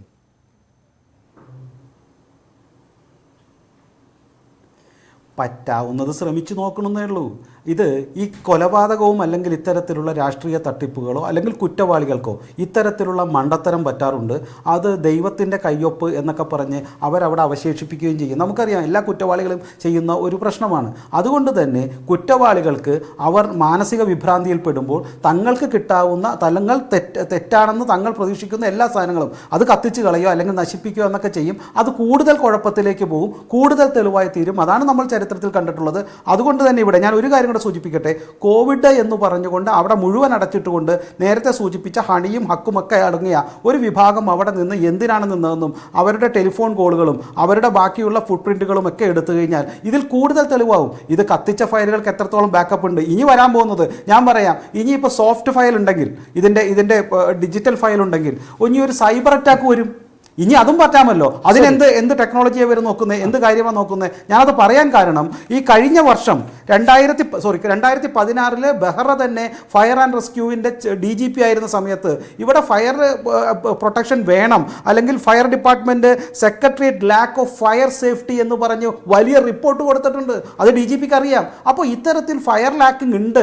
ഡിപ്പാർട്ട്മെൻറ്റ് തന്നെ കൊടുത്ത റിപ്പോർട്ട് കയ്യിലുള്ളപ്പോൾ പോലും ഇവിടെ വേണ്ടത്ര സുരക്ഷിതയില്ലാതെ കാര്യങ്ങൾ നടത്തിയതിൻ്റെ പൂർണ്ണ ഉത്തരവാദിത്വം ആഭ്യന്തരമന്ത്രിക്കാണ്. അതല്ലാണ്ട് അവിടെ ആദ്യം വന്ന ഒരു സ്ഥലത്ത് കത്ത് പിടിച്ചാൽ ജനങ്ങൾ എത്തുക എന്നുള്ളത്, അവിടെ പ്രശ്നങ്ങളുണ്ടെങ്കിൽ അവിടുത്തെ പ്രതിപക്ഷ നേതാവിനും രാഷ്ട്രീയക്കാരും എത്തുക എന്നുള്ളത് സാമാന്യ മര്യാദയാണ്. അവർക്കെതിരെ കേസ് എടുക്കുക എന്നുള്ളത് യഥാർത്ഥ ഏകാധിപത്യം. അതാണ് ഞാൻ തിരിച്ചു വരാം. ശ്രീ എ സമ്പത്ത്, ഇത്തരം ചോദ്യങ്ങൾ അവിടെ ഉണ്ട്. പൂർണ്ണമായിട്ട് തള്ളിക്കളയാവുന്ന കാര്യങ്ങളല്ല. പൂർണ്ണമായിട്ട് തള്ളിക്കളയണമെങ്കിൽ നമ്മൾ ഒരു രാഷ്ട്രീയ പക്ഷത്ത് നിന്നിട്ട് അങ്ങനെ അല്ല എന്ന് വിചാരിക്കണം. പക്ഷേ പ്രതിപക്ഷത്ത് നിന്ന് പ്രധാനപ്പെട്ട പാർട്ടികൾ ഉന്നയിക്കുമ്പോൾ ഇതെല്ലാം ശരിയാണല്ലോ എന്ന് ചില സംഗതികളോടെങ്കിലും തോന്നും. ഇവിടെ ശ്രീ സമ്പത്ത്, എൻ്റെ മുന്നിൽ ഓർമ്മയിൽ വരുന്നൊരു പ്രധാനപ്പെട്ട കാര്യം, ഈ സ്വർണ്ണക്കടത്തുമായി ബന്ധപ്പെട്ട് വാർത്തകൾ ഇങ്ങനെ പോയിക്കൊണ്ടിരിക്കുന്നതിനിടയിൽ ഒരു ദിവസം രാവിലെ ഒരു പോലീസുകാരനെ കാണാനില്ല. അദ്ദേഹത്തിൻ്റെ വീട്ടിൽ ആളുകൾ വന്ന് അന്വേഷിക്കുകയാണ്. അദ്ദേഹത്തെ പിന്നീട് ആത്മഹത്യാശ്രമം നടത്തിയ നിലയിൽ കണ്ടെത്തി. ഇവിടെ ഈ കേസുമായി ബന്ധപ്പെട്ട് രാഷ്ട്രീയ ബന്ധങ്ങൾ പ്രത്യേകിച്ച് പറയാനില്ലാത്ത ഒരുപാട് ആളുകൾ എവിടങ്ങളിലൊക്കെയോ എന്തൊക്കെയോ കുറ്റം ചെയ്തവരായിട്ടുണ്ട്. എന്തുകൊണ്ടാണ് CPM-ഉം സർക്കാരും ആ കാര്യം പോലും സംശയിക്കാത്തത്? ശരി, നിങ്ങൾ പറയുന്ന പോലെ സർക്കാരിനും മന്ത്രിമാർക്കും മുഖ്യമന്ത്രിക്കും ഒന്നും ബന്ധമില്ല എന്ന് കരുതുക. പക്ഷേ ഇതിൻ്റെ ഇടനിലക്കാരായിട്ടും ഇടസ്ഥലങ്ങളിൽ നിന്നിരുന്ന ചില കുറ്റവാളികൾ ഈ പ്രദേശങ്ങളിലുണ്ടായിരുന്നു. അവരെ നേർക്കുനേർ ബാധിക്കുന്ന, വ്യക്തികളെ നേർക്കുനേർ ബാധിക്കുന്ന ചില കുഴപ്പങ്ങൾ, പേപ്പറുകൾ അവിടെ ഉണ്ടായിരുന്നു. അത് കത്തിക്കാനായിട്ട് അവർ ശ്രമിച്ചിട്ടുണ്ട്. അവർ മണ്ടന്മാരായിരിക്കാം, പക്ഷേ എന്തെങ്കിലുമൊക്കെ ചെയ്യണമല്ലോ എന്ന് കരുതിയിട്ട് ചെയ്തതായി കൂടെ എന്ന ചോദ്യത്തിനുള്ള മറുപടി എന്തായിരിക്കും? നിങ്ങൾ എന്തിനാണ് ഇങ്ങനെ അടച്ച് പൂർണ്ണമായിട്ടും അങ്ങനെ ഉണ്ടായിട്ടേ ഇല്ല എന്ന് നിഷേധിച്ച് കളയുന്നത്? നമ്മളെ ഞാനൊരു തമാശയായിട്ട് പറയുന്നതല്ല. പുറത്തേക്ക് ഇറങ്ങി നമ്മൾ നടക്കുമ്പോൾ തലയിൽ ആദ്യം കാക്ക കാഷ്ടിച്ചു. അത് കഴിഞ്ഞ് അങ്ങോട്ടേക്ക് പോയപ്പോൾ തെങ്ങിൻ്റെ ഓല നമ്മുടെ തലയിൽ കൂടെ വീണു. അത് കഴിഞ്ഞ് കാറിൽ യാത്ര ചെയ്തപ്പോൾ വേറൊരു അപകടമുണ്ടായി. ആശുപത്രിയിലേക്ക് എത്തിച്ചു കഴിഞ്ഞപ്പോൾ രക്തം കൊടുക്കേണ്ടതിന് ഈ രക്തഗ്രൂപ്പിലുള്ള ആളെ കിട്ടാതായി. ഇതെല്ലാം ആസൂത്രിതമാണ് എന്ന് പറയുന്നത് പോലെ ഈ രാഷ്ട്രീയ തിമിരം ബാധിച്ചു കഴിയുമ്പോൾ എല്ലാം ഇങ്ങനെയുള്ള രീതിയിലായിരിക്കും കാണുക. ഇവിടെ രാവിലെ BJP പ്രസിഡന്റ് എന്താണോ പറയുന്നത്, സംസ്ഥാന പ്രസിഡന്റ് പറയുന്നത്, അത് തന്നെ വൈകുന്നേരമാവുമ്പോൾ ബഹുമാനപ്പെട്ട പ്രതിപക്ഷ നേതാവ് പറയും. രാവിലെ ഒരു പക്ഷേ യൂണിയൻ സഹമന്ത്രി എന്താണോ പറയുന്നത്, കേരളത്തിലെ സംസ്ഥാന ഗവൺമെൻറ്റിനെതിരായിട്ട് എന്താണോ പറയുന്നത്, അത് തന്നെ ബഹുമാനപ്പെട്ട KPCC പ്രസിഡന്റ്, എന്നോടൊപ്പം അദ്ദേഹവും പാർലമെന്റ് അംഗമായിരുന്നു, അദ്ദേഹം വൈകുന്നേരം ആകുമ്പോൾ പറയും. അപ്പോൾ ഇത് മാധ്യമങ്ങളെ ഏറ്റുപിടിച്ച് ഇങ്ങനെ തന്നെയാണ് ഇതൊരു ഘോഷയാത്രയായി, ഒരു അപവാദ പ്രചരണ ഘോഷയാത്രയായി കൊണ്ടു കിടക്കുകയാണ്. ഇപ്പോൾ ഈ പറഞ്ഞതിനെ താങ്കളിവിടെ സൂചിപ്പിച്ച ഏതെങ്കിലും ഒരു വ്യക്തിക്ക് പ്രത്യേകമായ ഉദ്ദേശം, ആ ദുരുദ്ദേശം, ആ ഒരു മാലഫൈഡ് ഇൻറ്റൻഷനോട് കൂടിയാണ് ചെയ്തത് എങ്കിൽ, വക്കീലന്മാരുടെ ഭാഷയിൽ പറഞ്ഞാൽ അങ്ങനെ ഒരു മോട്ടീവ് ഉണ്ട് എന്നാണ് പറയുന്നത് എങ്കിൽ, ആര് എന്ന് കൃത്യമായി പറയണം. അത്തരമൊരു കാര്യത്തിൽ അങ്ങനെയാണ് പറയുന്നത് എങ്കിൽ സ്വാഭാവികമായി അവർക്ക് വേണമെങ്കിൽ നിയമ നടപടികളിലേക്ക്, സർക്കാർ ഉദ്യോഗസ്ഥരാണെങ്കിൽ അവരുടെ 2 പേരുകൾ അദ്ദേഹം പറഞ്ഞു, ശ്രീ PK ഫിറോസ് പറഞ്ഞു. ഇത്തരത്തിലുള്ള കാര്യങ്ങൾ ഉണ്ടായിട്ടുള്ളപ്പോൾ അല്ല, ഞാനൊന്നും പറയുന്നില്ല. ഞാൻ ആരുടെ പേരും പറഞ്ഞിട്ടില്ലായേ. എൻ്റെ പേരൊഴികെ ഈ കാര്യത്തിൽ ഞാൻ വേറെ ആരുടെയും പേര് പറഞ്ഞില്ലായേ. മറ്റു രണ്ടുപേരും നമ്മുടെ നല്ല ചങ്ങാതിമാരുമാണ്. ഞാനിതിൽ ആരെക്കുറിച്ചും അവർ ചില പേരുകൾ പറഞ്ഞതല്ലാതെ ഞാൻ പറഞ്ഞിട്ടില്ല. നിങ്ങൾ നോക്കൂ, ഈ ഓരോ ഗവൺമെൻറ്റിൻ്റെ സെക്രട്ടേറിയറ്റിൻ്റെ ഒരു അവസ്ഥ എന്ന് പറയുന്നത് പഴയ കാലത്തെ പ്രൗഢിയെല്ലാം ഇങ്ങനെ വെച്ച് വേലുത്തമ്പി ദളവയുടെ പ്രതിമയെല്ലാം മുന്നിൽ വെച്ച് ആ പ്രൗഢിയിൽ കാലാകാലങ്ങളിൽ ഗവൺമെൻറ് പ്രതിപക്ഷം അതിൻ്റെ മുന്നിലേക്ക് നമുക്ക് ജാഥ നടത്താനും മാധ്യമപ്രവർത്തകരെല്ലാം വരുമ്പോൾ അതെല്ലാം റിപ്പോർട്ട് ചെയ്യാനും ഒക്കെ ഉള്ളതായി പോകുന്നു. ഇതെല്ലാം ഒരിടത്ത് നിന്ന് മറ്റൊരിടത്തേക്ക് കൊടുത്ത് അവിടെ നിന്ന് വേറൊരിടത്തേക്ക് കൊടുത്ത് ഈ വയറെല്ലാം കൊടുത്ത് ഇത്തരത്തിൽ വെച്ചിരിക്കുന്ന ഇതെല്ലാം അതുകൊണ്ടാണ് ഈ കുറ്റം എന്ന് വേണമെങ്കിൽ പറഞ്ഞോളൂ, കുഴപ്പമില്ല. അപ്പോൾ അങ്ങനെയാണെങ്കിൽ ഇനിയിപ്പോൾ ചർച്ചയിൽ വേണമെങ്കിൽ പറയാം PWDയിൽ അത്തരം കാര്യങ്ങൾ ചെയ്യേണ്ടത് PWD മന്ത്രിയുടേതായിട്ടുള്ള നോട്ടപ്പിശവ് കൊണ്ടല്ലേ എന്ന്. ഇനി വൈദ്യുതിയുടേതായിട്ടുള്ള ഷോർട്ട് സർക്യൂട്ട് കൊണ്ടാണ് എന്നുള്ളത് കൊണ്ട് ഇനി അത് വൈദ്യുതി മന്ത്രിയുടേതായിട്ടുള്ള എന്തെങ്കിലും ഒരു വിധത്തിൽ ജാഗ്രത കുറവല്ലേ എന്ന് അല്ല, അത് വേണമെങ്കിൽ പറയാവുന്നതേ ഉള്ളൂ ശ്രീ സമ്പത്ത്. അതായത് ഈ സെൻട്രലൈസ്ഡ് AC ഉള്ള റൂമിനകത്ത് എന്തിനാണ് ഫാൻ എന്ന് ചോദിച്ചല്ലോ രമേശ് ചെന്നിത്തല. അനക്സിലെ സെൻട്രലൈസ്ഡ് AC ഉള്ള റൂമിനകത്ത് ഫാൻ എന്തിനെന്ന് ചോദിക്കുകയാണെങ്കിൽ പാർലമെന്റ് മന്ദിരത്തിന് അനക്സിനകത്ത് അവിടെ എത്രയോ BJP നേതാക്കളുണ്ട്. ചങ്ങാതിക്ക് ചോദിക്കാം, ലീഗിൻ്റെ MPമാരുണ്ട്, അദ്ദേഹത്തിനും ചോദിക്കാം, എന്തിനാണ് അവിടെ ഇങ്ങനെ ഫാൻ വെച്ചിരിക്കുന്നത്? പ്രധാനമന്ത്രി ശ്രീ നരേന്ദ്രമോദി തന്നെ ഉദ്ഘാടനം ചെയ്തതായിട്ടുള്ള പാർലമെന്റ് ഹൗസിന്റെ പുതിയ ബ്ലോക്കിൽ ആഗസ്റ്റ് 17-ാം തീയതി എങ്ങനെയാണ് തീപിടുത്തം ഉണ്ടായത്? 7 ഫയർ ടെൻഡർ ചെന്നിട്ട് പോലും അണയ്ക്കാൻ പറ്റാത്ത നിലയിലേക്ക് എങ്ങനെയാണ് ആ തീപിടുത്തം വ്യാപിച്ചത്? അപ്പോൾ അതിനും ഉത്തരം പറയണ്ടേ? പാർലമെന്റ് സമ്മേളനം അടുത്തിനി ഇപ്പോൾ ഭരണഘടനാനുസൃതമായിട്ടാണ് എങ്കിൽ 6 മാസത്തിൽ ഒരിക്കൽ കൂടേണ്ടതുള്ളത് കൊണ്ട് വരുന്ന സെപ്റ്റംബറിലെങ്കിലും കൂടേണ്ടതുണ്ട്. അതിന് മുമ്പാണല്ലോ ഇത്തരത്തിൽ ഈ ഒരു സംഭവം ഉണ്ടായിരിക്കുന്നത്. എന്ന് മാത്രമല്ലല്ലോ, ഈ സംഭവം ഉണ്ടായ ദിവസം അവിടെ തന്നെ ഇത്തരത്തിൽ ചില പാർലമെന്ററി സ്റ്റാൻഡിംഗ് കമ്മിറ്റികളടക്കം കൂടണമെന്ന് തീരുമാനിച്ചിരുന്നതാണല്ലോ. ഇതിനുമെല്ലാം പല കാര്യങ്ങളും പറയാൻ പറ്റും. രാഷ്ട്രപതി ഭവനിൽ അങ്ങനെയാണ് എങ്കിൽ ഞാൻ നേരത്തെ സൂചിപ്പിച്ചതുപോലുള്ള കാര്യങ്ങൾ. ഇവിടെ ഡൽഹി പോലീസ് മേധാവി തന്നെ പലപ്പോഴും നൽകിയിട്ടുള്ള റിപ്പോർട്ടുണ്ട്. പ്രധാനപ്പെട്ട ഇന്ത്യ ഗവൺമെൻറ്റിൻ്റെ സ്ഥാപനങ്ങളിൽ ആവശ്യത്തിനുള്ള ഈ ഫയർ സുരക്ഷാ സംവിധാനങ്ങൾ ഇല്ല എന്നുള്ളത്. നമ്മുടെ സെക്രട്ടേറിയറ്റിലും ഇങ്ങനെ ആണ് എന്നുള്ള കാര്യത്തിൽ ഒരു സംശയവും വേണ്ട. ഞാനത് സമ്മതിക്കുകയാണ്. നമ്മുടെ സെക്രട്ടേറിയറ്റ് മന്ദിരത്തിലടക്കം ഇത്തരം കാര്യങ്ങളിൽ, അത് സെക്രട്ടേറിയറ്റ് മന്ദിരത്തിൽ എന്നുള്ളത് മാത്രമല്ല, ശ്രീ സമ്പത്ത്, നമ്മുടേത് ഒരു ഈ തീപിടുത്തത്തെ സംബന്ധിച്ചുള്ള ഒരു ചർച്ചയല്ല ശ്രീ സമ്പത്ത്. അവിടെ ഈ നമ്മൾ തീപിടുത്തം എന്ന സാങ്കേതിക സംഗതിയിലേക്ക് പോവുകയാണ്. ഞാൻ പറയുന്നത്, ഞാൻ നേരത്തെ ചോദിച്ച ആ മറ്റുള്ള മറുപടിയും ലഭ്യമായിട്ടൊന്നും തോന്നുന്നില്ല. അതായത് ഈ ഗസ്റ്റ് ഹൗസ് രേഖകളും ഈ VIP-മാരുടെ സംഗതികളും വിദേശയാത്രകളും ഒക്കെ അല്ലേ യഥാർത്ഥത്തിൽ ഈ സ്വർണ്ണക്കടത്തുമായി ബന്ധപ്പെട്ട ഏറ്റവും പ്രധാനപ്പെട്ട രേഖകൾ? ഗസ്റ്റ് ഹൗസ് ബുക്കിംഗ് പോലുള്ള സംഗതികളൊക്കെ പ്രധാനപ്പെട്ട രേഖകളല്ലേ അവ? അതെല്ലാം ലഭ്യമാണല്ലോ. അതെ, അവ നശിച്ചിട്ടുണ്ട് എന്ന് ഇതിനകം തന്നെ പ്രാഥമികമായി കണ്ടെത്തിയിട്ടുമുണ്ട്. അത് നിഷേധിക്കുന്നില്ലല്ലോ താങ്കൾ? ബന്ധപ്പെട്ട് പറയുകയാണ്, അയ്യോ ഈ രേഖ ഇതെല്ലാം ലഭ്യമാണല്ലോ. ഏത് കടലാസ കഷ്ണം ഇനി കത്തിപ്പോയെന്ന് പറഞ്ഞാലും ആ രേഖകളെല്ലാം തന്നെ ലഭ്യമാണല്ലോ. അല്ല ശ്രീ സമ്പത്ത്, NIA ചോദിച്ചാലും കസ്റ്റംസ് എന്റെ സംശയം പക്ഷേ ഈ മുഴുവൻ ഫയലിംഗ് നടന്നിട്ടില്ല. താങ്കൾ പറഞ്ഞ പ്രകാരമാണെങ്കിൽ തന്നെ 5% ബാക്കിയുണ്ട്. 50% ശിവശങ്കർ പറയുന്നു രേഖകളൊന്നും ലഭ്യമല്ല നമ്മൾ പറഞ്ഞ് ലഭ്യമല്ല എന്ന് പറഞ്ഞ് അങ്ങനെ ജനങ്ങൾക്കിടയിലേക്ക് ഒരു അത്തരത്തിലുള്ള ഒരു അസത്യ പ്രചരണത്തിലേക്ക് പോകാൻ അതിന്റെ സത്യാവസ്ഥ അറിയാൻ വേണ്ടിയിട്ടാണ് ശ്രീ സമ്പത്ത്. അതിന്റെ സത്യാവസ്ഥ അറിയാൻ വേണ്ടിയിട്ടാണ് ഒന്നുകൂടെ ചോദിച്ചുകൊണ്ട് ശ്രീ സമ്പത്ത്, ഇവിടെ ഇതെല്ലാം ലഭ്യമാണ്. ഈ ഗസ്റ്റ് ഹൗസുകളിൽ താമസത്തിനായിട്ടുള്ള അപേക്ഷ, അത് അനുവദിച്ചുകൊണ്ടുള്ള പേപ്പർ, അത് രണ്ടും ഈ ഫയലിംഗിൽ ഉണ്ടാകുമെന്നാണോ താങ്കൾ പറയുന്നത്? ഇലക്ട്രോണിക് ഫയൽ ചെയ്തിട്ടുണ്ടാകുമെന്നാണോ താങ്കൾ പറയുന്നത്? ഈ ഗസ്റ്റ് ഹൗസിലേക്കുള്ള രേഖ ആണോ? ഈ പറയുന്ന കാര്യങ്ങൾ നിങ്ങൾ ദയവ് ചെയ്ത് ഒന്നുകൂടി ഇക്കാര്യത്തെ സംബന്ധിച്ച് ബന്ധപ്പെട്ട പ്രോട്ടോകോൾ വിഭാഗത്തിൽ തന്നെ അന്വേഷിച്ചോളൂ. നിങ്ങൾ മാധ്യമപ്രവർത്തകരടക്കം പലപ്പോഴും ഇത്തരം കാര്യത്തിന് അങ്ങനെ അപേക്ഷ കൊടുത്താൽ പോലും അത് ഫയലിംഗ് സമ്പ്രദായത്തിൽ കൂടിയും ഇമെയിലിൽ കൂടിയും ഇത്തരം കാര്യം പോവുകയും നിങ്ങളുടെ കയ്യിലേക്ക് ഒരുപക്ഷെ ഒരു പ്രിന്റ് ഔട്ട് കിട്ടും എന്നുള്ളത് ശരിയാണ്. അതിൽ ആ പ്രയോറിറ്റി റാങ്ക് നമ്പർ അനുസരിച്ചും വെയിറ്റിംഗ് ലിസ്റ്റ് അനുസരിച്ചും കിട്ടിയേക്കും എന്നുള്ളത് ഉറപ്പാണ്. മറ്റ് കാര്യങ്ങളെല്ലാം അവിടെ തന്നെ ഉണ്ട് ചങ്ങാതി. ആ ഉള്ള കാര്യങ്ങളെ ഇല്ല എന്ന് പറഞ്ഞാൽ പിന്നെ ഞാൻ ഇനിയിപ്പോൾ എന്ത് ചെയ്യും? ശരി, ഞാൻ ഒന്ന് തിരിച്ചു വരുന്നില്ല. ഒന്ന് ശ്രീ PK ഫിറോസിൽ പോയിട്ട് ഞാൻ ചർച്ച അവസാനിപ്പിച്ചോളാം. ശ്രീ ശിവശങ്കർ, താങ്കളിലേക്ക് വരാൻ സമയം ഉണ്ടാവില്ല.